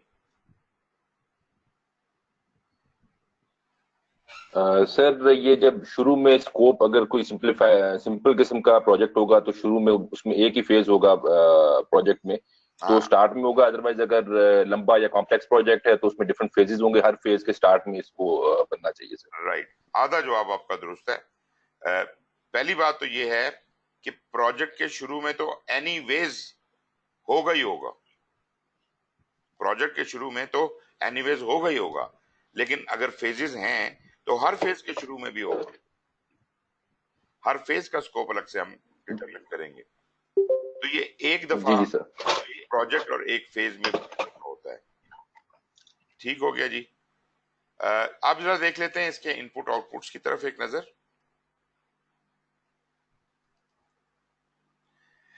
अभी कुछ देर में आपकी स्क्रीन पे आ जाएगा। चूंकि मैंने ये पहले एक्सप्लेन किया था आपको कि स्कोप जब बनाने की बारी है, इससे पेशतर क्या हो चुका है, बाय द वे इससे पेशतर इनिशिएशन हो चुकी है। इनिशिएशन के अंदर चार्टर बन चुका है, स्टेक होल्डर आइडेंटिफाई हो चुके हैं, और प्रोजेक्ट मैनेजमेंट प्लान की दाग बेल डाली जा चुकी है। मुकम्मल तो नहीं हुआ प्रोजेक्ट मैनेजमेंट प्लान, क्योंकि ये सारे प्लान उसके अंदर जाएंगे तो वो मुकम्मल होगा, लेकिन that was a first job which was started. Project management plan banana planning का पहला काम है, बनाना शुरू कर देना, लेकिन खत्म ये होता है, ये आखिरी काम है। तो जितने भी प्रोसेस प्लानिंग में 24 प्रोसेस हैं, वो सब काम इस प्रोजेक्ट मैनेजमेंट प्लान के होने के दौरान होते हैं। और हर मैनेजमेंट प्लान कैसे बनेगा, स्कोप मैनेजमेंट प्लान कैसे बनेगा, फलानी चीज कैसे बनेगी, इसकी हिदायत प्रोजेक्ट मैनेजमेंट प्लान में दी हुई होती हैं। तो आपने जब प्लानिंग शुरू की तो सबसे पहले ये डिफाइन किया कि कितने प्लान बनाएंगे मैनेजमेंट प्लान, और उनको बनाने के बारे में अगर कोई खास हिदायत थी तो वो दी। अब उन हिदायत की रोशनी में स्कोप का मैनेजमेंट प्लान बनने जा रहा है। तो स्कोप का मैनेजमेंट प्लान तो बनेगा ही बनेगा, लेकिन चूंकि स्कोप डिटरमिन करने से पहले हमें रिक्वायरमेंट्स को भी फाइनलाइज करना है, इसलिए एक जिसे कह रहे हैं सब्सिडरी एक और प्लान भी यहां बनाना जरूरी हो जाता है, और वो है रिक्वायरमेंट्स मैनेजमेंट प्लान। इनपुट में देखें तो चार्टर के अलावा मेरे पास है क्या?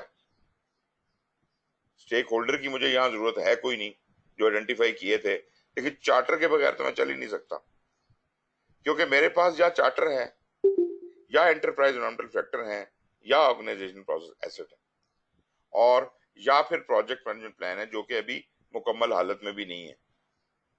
ठीक है ना? तो थोड़ी बहुत गाइडेंस मुझे प्रोजेक्ट मैनेजमेंट प्लान से मिल जाएगी, जो जो डॉक्यूमेंट तैयार होंगे वो, और जो डेवलपमेंट अप्रोच वहां से मिल जाएगी, लाइफ साइकिल डिस्क्रिप्शन मिल जाएगी, इस तरह की चीजें जो कि प्रोजेक्ट मैनेजमेंट प्लान में डिटरमिन हो चुकी हैं। और जब क्वालिटी मैनेजमेंट प्लान अवेलेबल होगा तो वो मिल जाएगा।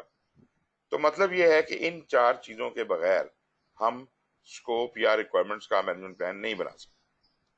टूल्स बड़े ही सिंपल हैं इसके। एक्सपर्ट जजमेंट जो कि हम पढ़ते आते हैं हमेशा से, इंटीग्रेशन में भी बार बार पढ़ा, एक्सपर्ट जजमेंट हम इस्तेमाल करेंगे। और याद रखिए, मैंने ये देखा है कि आप लोग अक्सर स्टूडेंट्स जो हैं वो एक्सपर्ट जजमेंट को समझते हैं कि पता नहीं कोई और ही चीज है।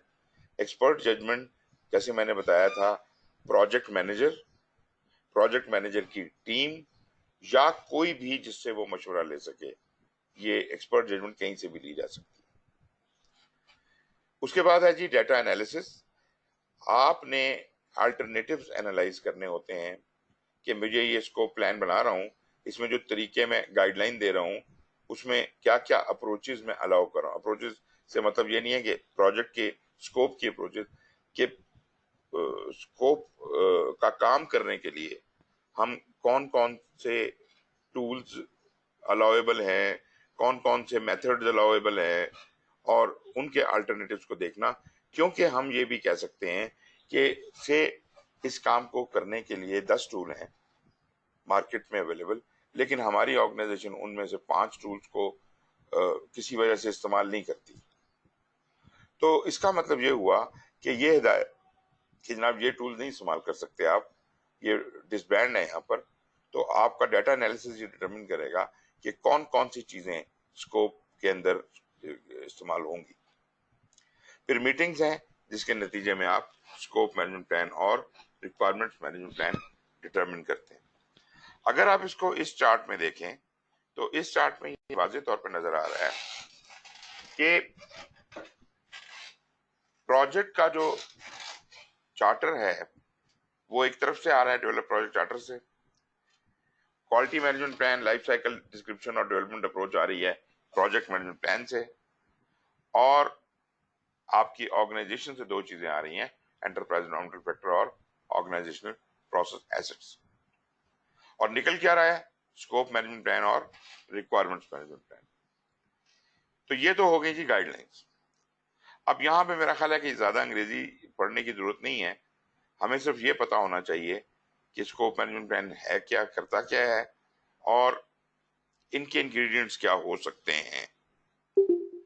तो स्कोप मैनेजमेंट प्लान जो है वो प्रोजेक्ट मैनेजमेंट प्लान या प्रोग्राम मैनेजमेंट प्लान जो भी ऊपर है उसका एक कंपोनेंट, एक टुकड़ा, एक हिस्सा है, और ये डिस्क्राइब करता है کہ اسکوپ کو کیسے ڈیفائن کیا جائے گا, اسکوپ کو کیسے ڈیولپ کیا جائے گا, پھر بعد میں اس کو مانیٹر, کنٹرول اور ویلیڈیٹ کیسے کیا جائے گا, یہ ساری باتیں اس اسکوپ مینجمنٹ پلان میں ہوتی. ان پٹس اس کے کافی واضح ہیں, اس لیے میں ان کے اندر نہیں جاتا. ٹولز میں بھی کوئی اتنا شبہ نہیں ہے. ایکسپرٹ ججمنٹ میں ہم پریویس پروجیکٹس کے ایکسپرٹیز لے سکتے ہیں, انڈسٹری سے کوئی لوگوں سے مشورہ لے سکتے ہیں. Data analysis that can be used for this process include but is not limited to alternative analysis. تو آلٹرنیٹیو انالیسس نے کہا کہ اس کے علاوہ بھی اگر کوئی ٹول آپ کو نظر آتا ہے تو وہ بھی آپ استعمال کر سکتے ہیں. Various ways of collecting requirements, elaborating the project and product scope, creating the product, validating the scope, and controlling the scope are evaluated. یہاں ان تمام چیزوں کا ایک ایویلویشن کر کے پھر ہم ان کے بارے میں گائیڈ لائن ڈیولپ کرتے ہیں. میٹنگز ہیں جس میں آپ کی پروجیکٹ ٹیم وغیرہ ہے, اور بھی اٹینڈیز ہو سکتے ہیں جس میں باہر کے لوگ بھی شامل کیے جا سکتے ہیں. اسکوپ مینجمنٹ پلان جو ہے وہ ریکوائرمنٹ نہیں سوری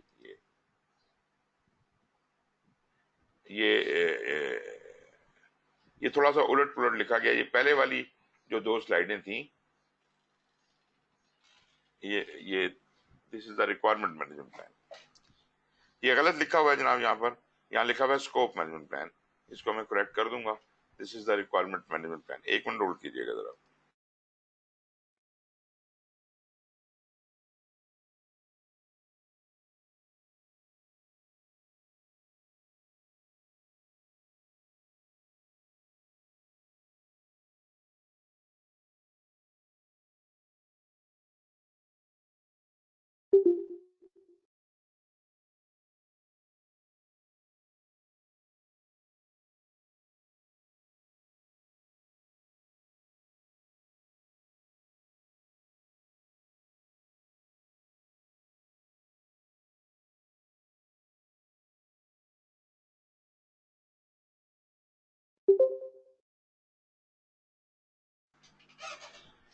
اچھا جی, میں بات کر رہا تھا, 1 منٹ میں آپ کے سامنے ہی اس کو ٹھیک کر دیتا ہوں کیونکہ یہ ہمیں کنفیوز نہ کرے بعد میں.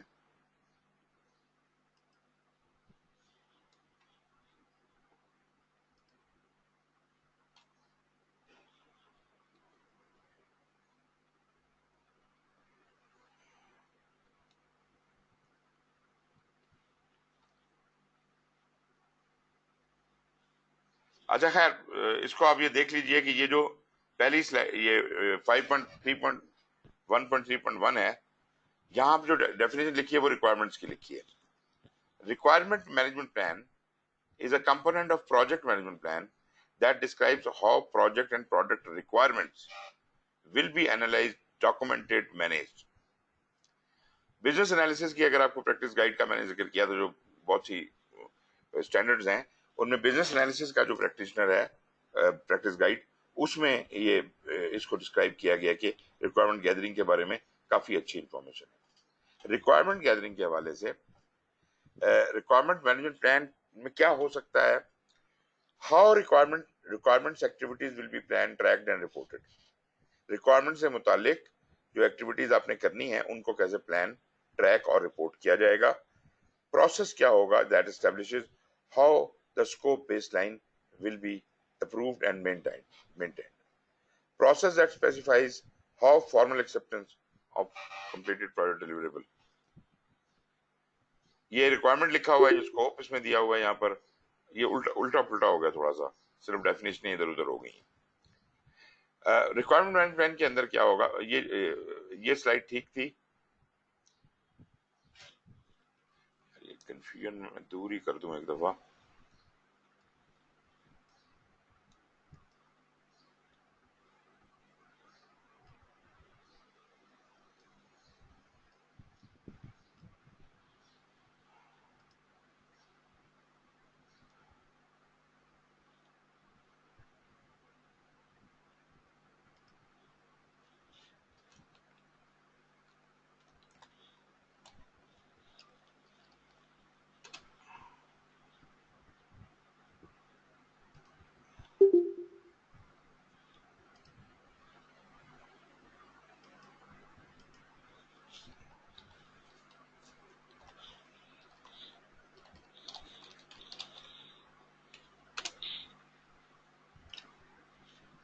اب یہ ٹھیک ہو گیا جی. میں دوبارہ آپ کو دکھا دیتا ہوں.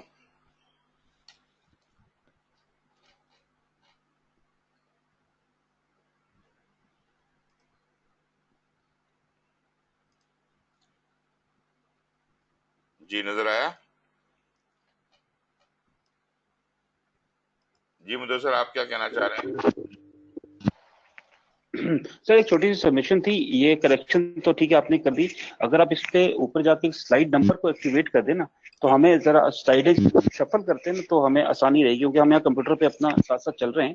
اچھا اچھا. تو جب تو ہمیں ذرا آسانی ہو جائے گی, کیونکہ ویسے تو یہ 5.1.3 سے بھی ہو سکتا ہے, لیکن بہت ایزی ہو جائے گا کہ سلائڈ نمبر کے ساتھ آ رہا ہو. ہاں ہاں ہاں. وہ کیسے ایکٹیویٹ ہوتی ہے؟ وہ تو فیچرز میں جانا پڑے گا. انسرٹ میں انسرٹ میں جائیں گے سر. وہ تو سمجھ آ گئی, میں سمجھا کہ انسرٹ میں تو یہاں پہ جب آپ یہ سلائڈ دکھائیں گے تو نمبر ڈسپلے ہو رہا ہوگا, تو جب آگے پیچھے ہوتی ہے تو ذرا فالو اپ ہو سکتا ہے. کہاں پہ ہے جی سلائڈ نمبر؟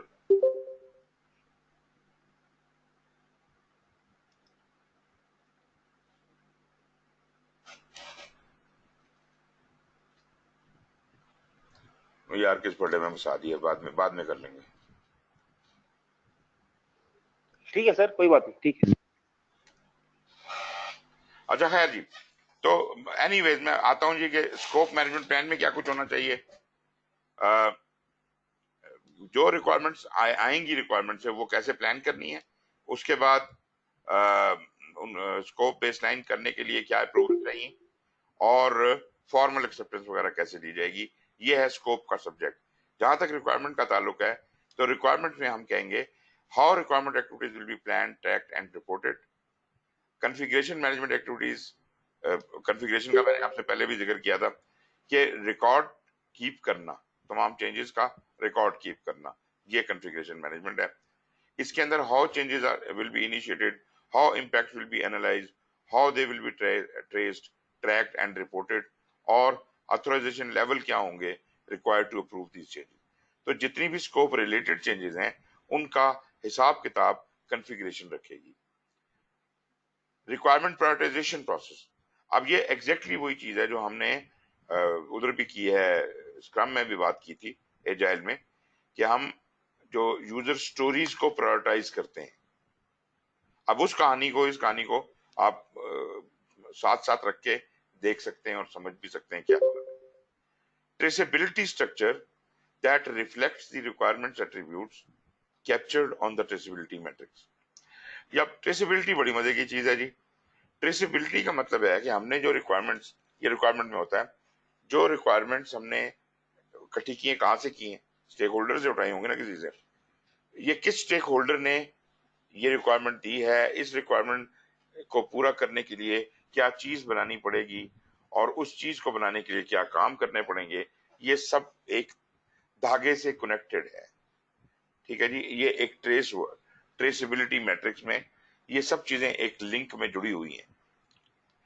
اور اگر ہم اسے کہیں سے بھی اس دھاگے کو پکڑ لیں, ہم اس کو پروڈکٹ کے اوپر سے پکڑ لیں, تو پیچھے ہم جا کے دیکھ سکتے ہیں کہ یار یہ جو پروڈکٹ بنا ہے یہ کون سے اسٹیک ہولڈر کے کہنے پہ بنا ہے, یہ کون سی والی ریکوائرمنٹ تھی, اور وغیرہ وغیرہ وغیرہ. تو traceability matrix is a very important document in جب آپ وہ کرتے ہیں ریکوائرمنٹ مینجمنٹ, جب آپ کلیکٹ ریکوائرمنٹ کریں گے اس کے اندر ٹریسیبلٹی میٹرکس آئے گا. یہ جناب پھر آ جاتا ہے کلیکٹ ریکوائرمنٹ, دوسرا پروسیس ہے ہمارا. یہ وہ پروسیس ہے جس کے لیے ہم یہ کہہ رہے تھے کہ ہمیں وہ جو بزنس انالیسس کا نالج ہے, ریکوائرمنٹ مینجمنٹ کا نالج ہے, وہ چاہیے. مقصد اس کا ہے کہ تمام ریکوائرمنٹس کلیکٹ کی جائیں in the process of determining, documenting and managing stakeholder needs and requirements to meet objectives. تو اسٹیک ہولڈر سے اب ہمارا تعلق ہے. اس کا مطلب ہے کہ اسٹیک ہولڈر لسٹ جو ہم نے انیشیشن میں بنائی تھی یہاں ضرورت پڑنے والی ہے. تو یہاں کیا کیا چاہیے ہوگا, چارٹر بھی چاہیے ہوگا, وہ بھی چاہیے ہوگا, प्रोजेक्ट मैनेजमेंट प्लान जिस हालत में है वो भी चाहिए हो सकता है, और क्या हो सकता है, enterprise environmental factor process assets भी हो सकते हैं, और इससे जो चीज निकलेगी वो रिक्वायरमेंट्स निकलेंगी, मतलब रिक्वायरमेंट का डॉक्यूमेंट, और जो अभी हमने पढ़ा है रिक्वायरमेंट ट्रेसेबिलिटी मैट्रिक्स। एनीवेज जी, की बेनिफिट जो है, it provides the basis for defining the product scope and project scope. आपको मैं पहले बात बता चुका हूं कि जब तक रिक्वायरमेंट्स एस्टेब्लिश नहीं होंगी, कंफर्म्ड नहीं होंगी, तब तक ना मैं प्रोडक्ट स्कोप बना सकता हूं ना प्रोजेक्ट स्कोप बना सकता हूं। मतलब product scope is dependent on requirements document and project scope is dependent on product scope. This process is performed ones are eight pre defined point, बिल्कुल उसी तरह जैसे हमने पहले उसके मैनेजमेंट प्लान्स के बारे में कहा। इसके जो टूल इनपुट टूल टेक्निक्स वगैरह हैं उनको एक नजर डालें। तो जैसे मैंने आपको कहा था कि प्रोजेक्ट चार्टर चाहिए, प्रोजेक्ट मैनेजमेंट प्लान चाहिए। प्रोजेक्ट मैनेजमेंट प्लान में जो चीजें यहाँ पे इसको रिक्वायर्ड हो सकती हैं, वही बात है कि जो जो चीजें अवेलेबल होंगी वो इस्तेमाल करेगा, जो नहीं होंगी वो नहीं इस्तेमाल कर सकता। स्कोप मैनेजमेंट प्लान चाहिए हो सकता है, रिक्वायरमेंट्स मैनेजमेंट प्लान चाहिए हो सकता है, और स्टेक होल्डर मैनेजमेंट प्लान। तो ये दो चीजें तो पहले बन ही चुकी हैं, स्कोप और रिक्वायरमेंट, और स्टेक होल्डर का भी मैनेजमेंट प्लान जो है वो किसी हद तक हमें आइडेंटिफाई स्टेक होल्डर किया है तो उसका भी अंदाजा है। तो ये तीनों मैनेजमेंट प्लान मुझे चाहिए इस रिक्वायरमेंट डॉक्यूमेंट्स तक पहुंचने के लिए। फिर जो प्रोजेक्ट डॉक्यूमेंट्स मुझे चाहिए, हम अब तक जो जो अजम्पशंस ले चुके हैं उसका लॉग देखना पड़ेगा, क्योंकि वो अजम्पशंस जो हैं वो हो सकता है अभी रिक्वायरमेंट्स आए तो उन अजम्पशंस की सेहत पे कोई फर्क पड़े। फिर आपके लेसन लर्न हो सकते हैं, वो हम इस्तेमाल करेंगे। स्टेक होल्डर रजिस्टर बेशक बहुत इंपॉर्टेंट है, क्योंकि इन्हीं लोगों से तो हमने रिक्वायरमेंट्स उठानी है। बिजनेस डॉक्यूमेंट्स में मुझे बिजनेस केस यहाँ चाहिए हो सकता है। एक क्वेश्चन अक्सर पूछा जाता है कि जी ये जो बिजनेस डॉक्यूमेंट है या बिजनेस केस है, ये क्या सिर्फ चार्टर में ही चाहिए होता है? तो नहीं, और बहुत सी जगहों पे चाहिए होता है, आगे और जगह भी आएंगी, लेकिन सबसे पहले कलेक्ट रिक्वायरमेंट्स करते हुए हमें बिजनेस केस को सामने रखना है। एग्रीमेंट जो कॉन्ट्रैक्ट हमने किए हुए हमने का मतलब ये नहीं कि जो हमने आउटसोर्स किया है वो नहीं, ये उस कॉन्ट्रैक्ट को रेफर कर रहा है जो आपका कस्टमर के साथ हुआ है, वो हमें चाहिए। एंटरप्राइज एनवायरमेंटल फैक्टर्स चाहिए और ऑर्गेनाइजेशनल प्रोसेस एसेट्स चाहिए। टूल्स में वही एक्सपर्ट जजमेंट है। डेटा गैदरिंग में यहाँ पे हमारे पास अ नंबर ऑफ टूल्स हैं। ये क्या टूल्स हैं जी? आपको ये बारीक लिखा हुआ है, पता नहीं अभी तो आपको नजर भी नहीं आ रही है slide, I don't know.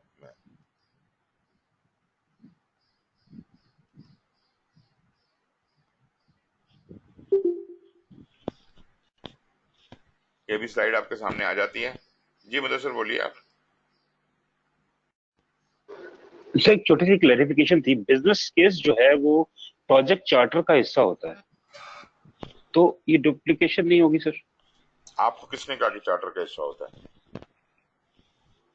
Project charter के अंदर सर बिजनेस केस होता है, हमने पढ़ा था। हाँ, तो कहाँ होता है? उसके आउटपुट में होता है?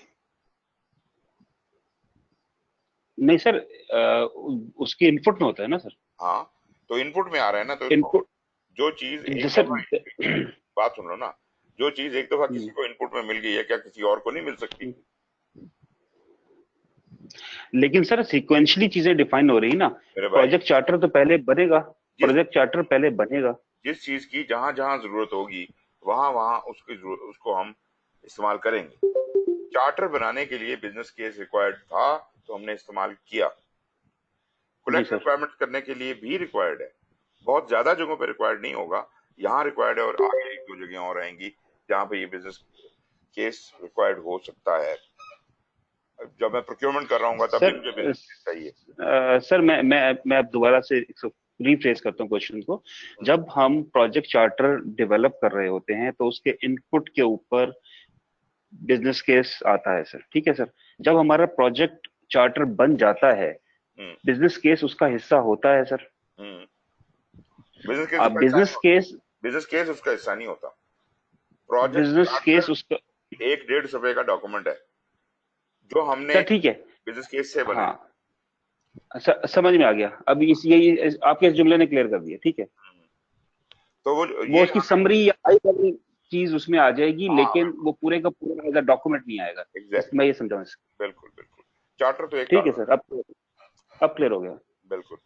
तो यहाँ पे बिजनेस केस आ रहा है इनपुट के तौर पे, ताकि हम कलेक्ट रिक्वायरमेंट कर सकें, क्योंकि बिजनेस केस ने जस्टिफिकेशन दी हुई है कि क्यों हमें ये प्रोजेक्ट करना है। तो उसमें लाजमी बात है उसने भी काफी काम किया होगा। आपको पता है ये बिजनेस एनालिस्ट बनाता है बिजनेस केस, और बिजनेस एनालिस्ट जो है वो रिक्वायरमेंट्स का मास्टर होता है, वो बहुत डिटेल में रिक्वायरमेंट्स उठाता है। अच्छा जी, टूल्स में हमारे पास एक्सपर्ट जजमेंट है, और डाटा गैदरिंग की मैं बात करने लगा था। डाटा गैदरिंग में यहाँ चूंकि चीजें काफी सारी थी, इसलिए मैंने वो कॉमा डाल के लिख दी हैं छोटी छोटी करके, आपको शायद नजर ना भी आ रही हूँ, लेकिन यहाँ पे एक चीज है जी, brain storming, interviews, focus groups, questioners and surveys and benchmarking. अब मैं एक एक को थोड़ा थोड़ा एक्सप्लेन करता हूँ। ब्रेन स्टॉर्मिंग का जो है ना, brain storming is a creativity tool. ये बहुत अच्छी तरह से ध्यान में बिठा लीजिए, ये क्रिएटिविटी का टूल है, ये लॉजिकल टूल नहीं है, ठीक है जी। वो जो कहते हैं ना कि वो क्या लफ्ज इस्तेमाल होता है, मतलब मुझे वो लफ्ज अभी फिर भूल रहा है ज़हन से, सी से शुरू होता है,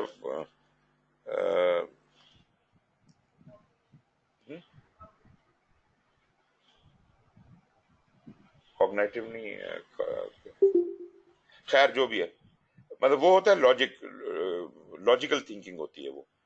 यहाँ पे जब हम ब्रेनस्टॉर्मिंग की बात करते हैं, इसमें लॉजिकल थिंकिंग नहीं होती। यहाँ पे हम जब डेटा गैदर करने जाते हैं, हम उसे कहते हैं और सोचो, और क्या चीज है जो तुम्हारे जहन में नहीं भी है वो भी सोचने की कोशिश करो, अभी बता दो जो रिक्वायरमेंट बतानी है, ठीक है जी। तो उसको नहीं समझ आ रही होती कस्टमर को, और फिर हम उसे कहते हैं कि अच्छा तुम ऐसा करो कि think freely, out of the box चले जाओ। और अगर वो फिर भी ना समझे तो फिर हम उसे out of the box push करते हैं। उसके कुछ तरीके होते हैं जिससे हम उसको क्यू देते हैं कि वो थोड़ा अपनी जिस सोच में बंद है उसके डब्बे से बाहर निकले। मिसाल के तौर पे आप किसी को लतीफा सुना देते हैं, अब लतीफा इन अ लाइटर मोड जो है, या कोई किस्सा या शेर या कोई ऐसी बात या कोई unrelated to what you are doing, आप रिक्वायरमेंट कैसे करने, आप रिक्वायरमेंट को छोड़ के कोई किस्सा सुनाना शुरू कर देते हैं कि बाबा जी थे उन्होंने ये कर दिया वो कर दिया। अब लोग जो हैं वो अपने उस जिस सोच में फंसे हुए हैं उससे निकल जाते हैं, और उसकी वजह से वो कोई दूर की कौड़ी लाने के इम्कान होता है। और ये दूर की कौड़ी जो होती है, ये कोई जरूरी नहीं है कि लॉजिकल भी हो, ये बेतुकी बात भी हो सकती है। तो ब्रेन स्टॉर्मिंग का मतलब है कि क्या कुछ लोग इकट्ठे बैठ गए हैं और अब वो क्रिएटिव थिंकिंग करने की कोशिश कर रहे हैं, ये और नए नए आइडियाज कॉइन करने की कोशिश कर रहे हैं। जी इमरान, एक मिनट आपका मैं माइक खोल दूं। जी इमरान बोलिए।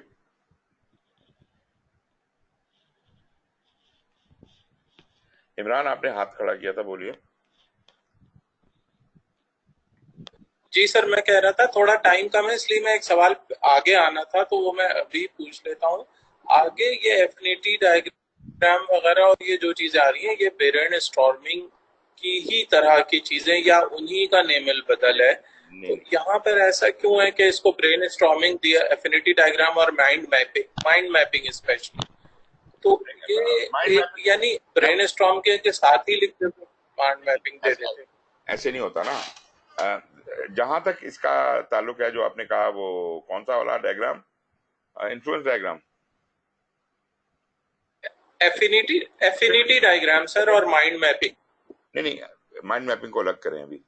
एफिनिटी मैपिंग जो है, एफिनिटी डायग्राम जो है, वो क्रिएटिव नहीं होता, वो लॉजिकल होता है, ठीक है जी। मतलब दो चीजों के दरमियान आपने लिंक डेवलप करना होता है, किसकी किस पे एफिनिटी है, मतलब स्टेक होल्डर्स में इस्तेमाल होता है और बहुत सी जगहों पे होता है कि कौन सी चीज किस चीज के ऊपर असर डाल रही है। ये तो लॉजिकल थिंकिंग है ना।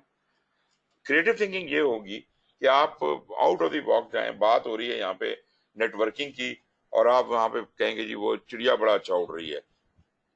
مطلب جو بالکل ان ریلیٹڈ چیزیں ہیں ان کو لے کے آئیں. اب وہ جو ان ریلیٹڈ آئٹمس ہیں وہ ہمیں موقع دیتے ہیں یہ سوچنے کا کہ اڑنے سے یاد آیا کہ نیٹ ورک تیز چلنا چاہیے. بات سمجھ آئی آپ کو میری؟ تو کریٹیوٹی اس کو دیتے ہیں, لاجک کو نہیں کہتے. کریٹیوٹی میں بونگیاں مارنی ہوتی ہیں, جوک سنانے ہوتے ہیں تاکہ لوگ جو ہے وہ کوئی نئی ڈیڈکشن نکال سکیں. جیسے ہم نے کہا کہ نیٹ ورک بڑا تیز ہونا چاہیے, یہ لاجیکل ہو گیا, لیکن آیا کہاں سے؟ یہ کریٹو تھنکنگ سے آیا. پھر brainstorming is a tool. Sorry, brainstorming تو خیر مین چیز ہے. وہ جو مائنڈ میپنگ ہے وہ ایک سیپریٹ ٹول ہے جو کہ برین اسٹارمنگ کے لیے بھی استعمال ہوتا ہے اور لاجیکل تھنکنگ کے لیے بھی استعمال ہوتا ہے. ٹھیک ہے جی, برین اسٹارمنگ کے لیے بہت اچھا استعمال ہوتا ہے, لیکن وہ ایکسکلوسیولی برین اسٹارمنگ کا ٹول نہیں ہے. مگر یہ ہے کہ جیسے آپ کہتے ہیں نا کہ تھوڑا ایک ڈفرینٹ سا طریقہ ہے. مطلب میں یہ کہہ سکتا ہوں کہ it was conceived as a creative diagram. Conceive جو ہوا وہ کسی نے بہت بڑا لمبا ہاتھ مارا کسی نے, جس نے بھی یہ سوچا کہ یہ اپنا مائنڈ میپنگ بھی کی جا سکتی ہے. That was a creative idea, but mind mapping can be use for logical purposes. تو یہ جو ٹولز آپ کو دکھائے جا رہے ہیں یہ ٹولز آپ کے لیے جس طرح دیے گئے ہیں اسی طرح سے امپورٹنٹ ہے.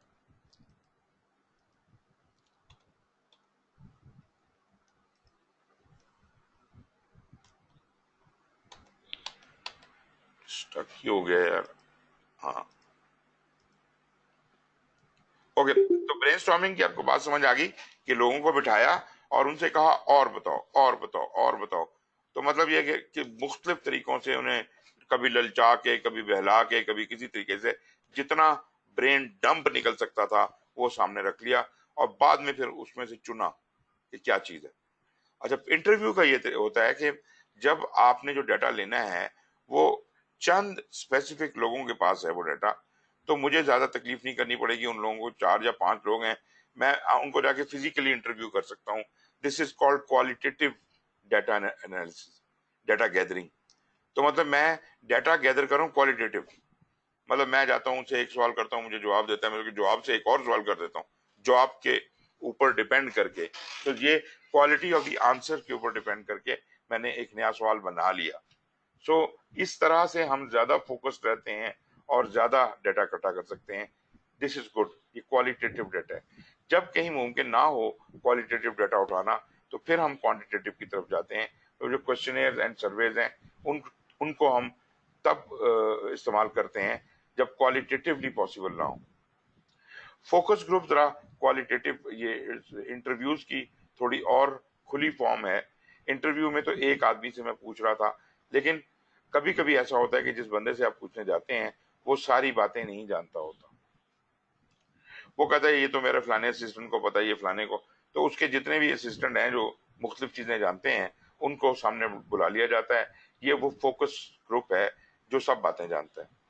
اگر تو بہت سب باتیں جانتا ہوتا تب تو انٹرویو سے کام چل جاتا, لیکن اب ہم فوکس گروپ میں بیٹھ جاتے ہیں. فوکس گروپ کے اپنے فائدے بھی ہیں, نقصان بھی ہیں. فائدہ یہ کہ ساری باتیں یہاں پتہ چل سکتی ہیں. نقصان اس کا یہ ہے کہ سب سبارڈینیٹ بیٹھے ہوئے ہیں, ایک دوسرے سے بھی کوئی ان کا لحاظ ہے, اپنے باس کے ساتھ بھی ہے, تو وہ کوئی ایسی بات نہیں کریں گے جو ان کا باس سننا نہیں چاہتا یا جو وہ نہیں جانتا. لوگ جو ہیں وہ چپ کر جائیں گے, بات نہیں کریں گے, یا اپنی بات پہ سٹینڈ نہیں لیں گے, یا وہ سارے پوائنٹس رکھیں گے نہیں سامنے. اس کا بھی حل ہے, اس کے لیے ایک اور ٹیکنیک ہوتی ہے جس کو ہم کہتے ہیں ڈیلفی ٹیکنیک. اینی ویز میں ابھی اس کا ذکر تو نہیں کر رہا, لیکن فوکس گروپ کے اپنے فائدے اور نقصان ہیں.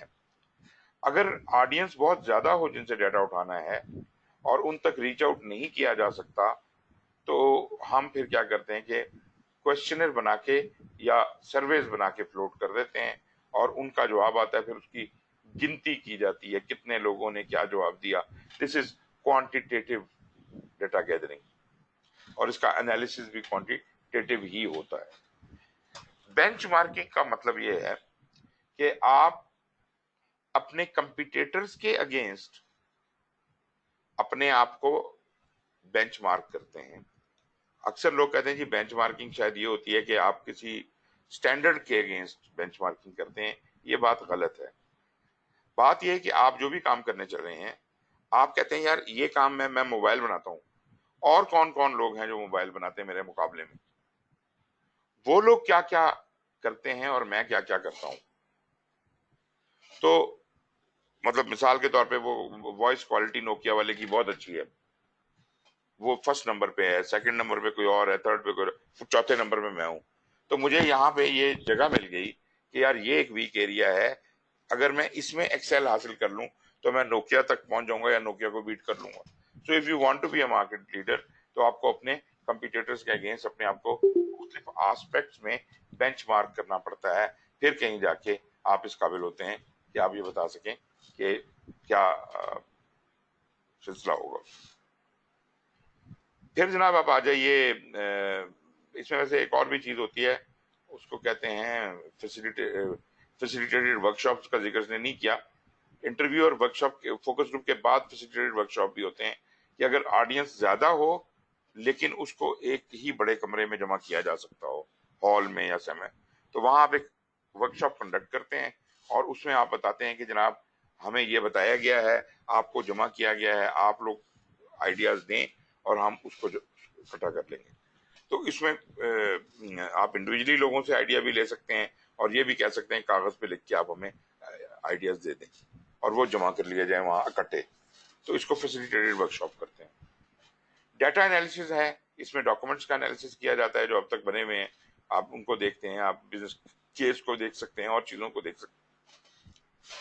ڈیسیژن میکنگ کے لیے جب جیسے برین اسٹارمنگ ہوئی تھی تو ایک 150 آئیڈیا اکٹھا ہو گیا. اب اس میں سے بہترین آئیڈیا کو چننے کے لیے ہمیں کوئی ویٹنگ کا یا ملٹی کرائٹیریا ڈیسیژن کا انالیسس کرنے کا کوئی طریقہ ہونا چاہیے. اچھا, یہ جو ہے نا جی آپ افینٹی کی بات کر رہے تھے, یہ ہے ڈیٹا کو ریپرزینٹ کرنا, لوگوں کو دکھانے کا ایک ذریعہ. تو جس طرح میں نے ڈیٹا اکٹھا کیا ہے ان کا جو رشتہ بن رہا ہے آپس میں, کون سی چیز کس کے اوپر اثر انداز ہو رہی ہے, کون سی کس پہ اثر انداز ہو رہی ہے, اس کا ڈائیگرام بنائیں گے. یہ کہلاتا ہے افینٹی ڈائیگرام, اور یہ ایک ریپرزنٹیشن ہے جس کو اگلے کو دکھایا جا سکتا ہے. برین اسٹارمنگ کے پوائنٹس تھے نا, تو اب ان پوائنٹس کو اکٹھا کر کے ہم لنک کر کے ایک لاجک بنا کر ہم افینٹی ڈائیگرام کی صورت میں شو کر سکتے ہیں یا مائنڈ میپنگ کی صورت میں بھی شو کیا جا سکتا ہے. پھر جناب انٹرپرسنل اور ٹیم سکلز ہیں, اس میں جناب نامینل گروپ ٹیکنیک ہے, آبزرویشن کے کنورسیشنز ہیں, فیسیلیٹیشنز ہیں. مطلب آپ کو میں نامینل گروپ کے اوپر بھی آتا ہوں تھوڑی دیر میں, اور یہ باقی چیزیں تو سیلف ایکسپلینیٹری ہیں. کانٹیکسٹ ڈائیگرام ہے اور پروٹوٹائپس ہیں, یہ بھی میں آپ کو دکھاتا ہوں. ریکوائرمنٹ ڈاکومنٹیشن ہو جائے گی اور ٹریسیبلٹی میٹرکس بن جائے گا. Let me jump over to اس کا جو ٹولز ہیں ان کے اوپر میں سیدھا جاتا ہوں.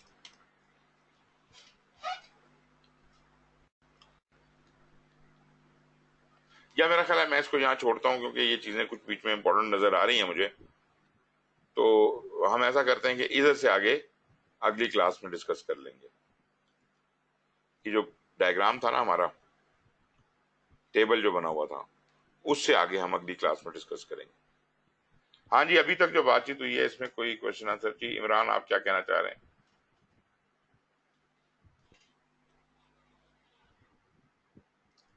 میں سر یہی ریکویسٹ کرنے لگا تھا کہ یہ کانٹیکسٹ ڈائیگرام یہ ون سیٹنگ میں تھوڑی سی لمبی اور ون سیٹنگ میں کرنے والی چیز ہے, کیونکہ وہ تھوڑا سا اس میں آگے پیچھے چیزیں جاتی ہیں اور وہ اس کو ڈسکس کرنے والا ہے. تو ریکویسٹ یہی کرنے والا تھا کہ یہ اب آگے ہی کانٹیکسٹ ڈائیگرام اسپیشلی آگے کریں. بالکل نہیں, سارا کچھ یہاں سے آگے سب کچھ ہم اگلی کلاس میں کریں گے. اور کوئی کوشچن ہے جی کسی اور کا؟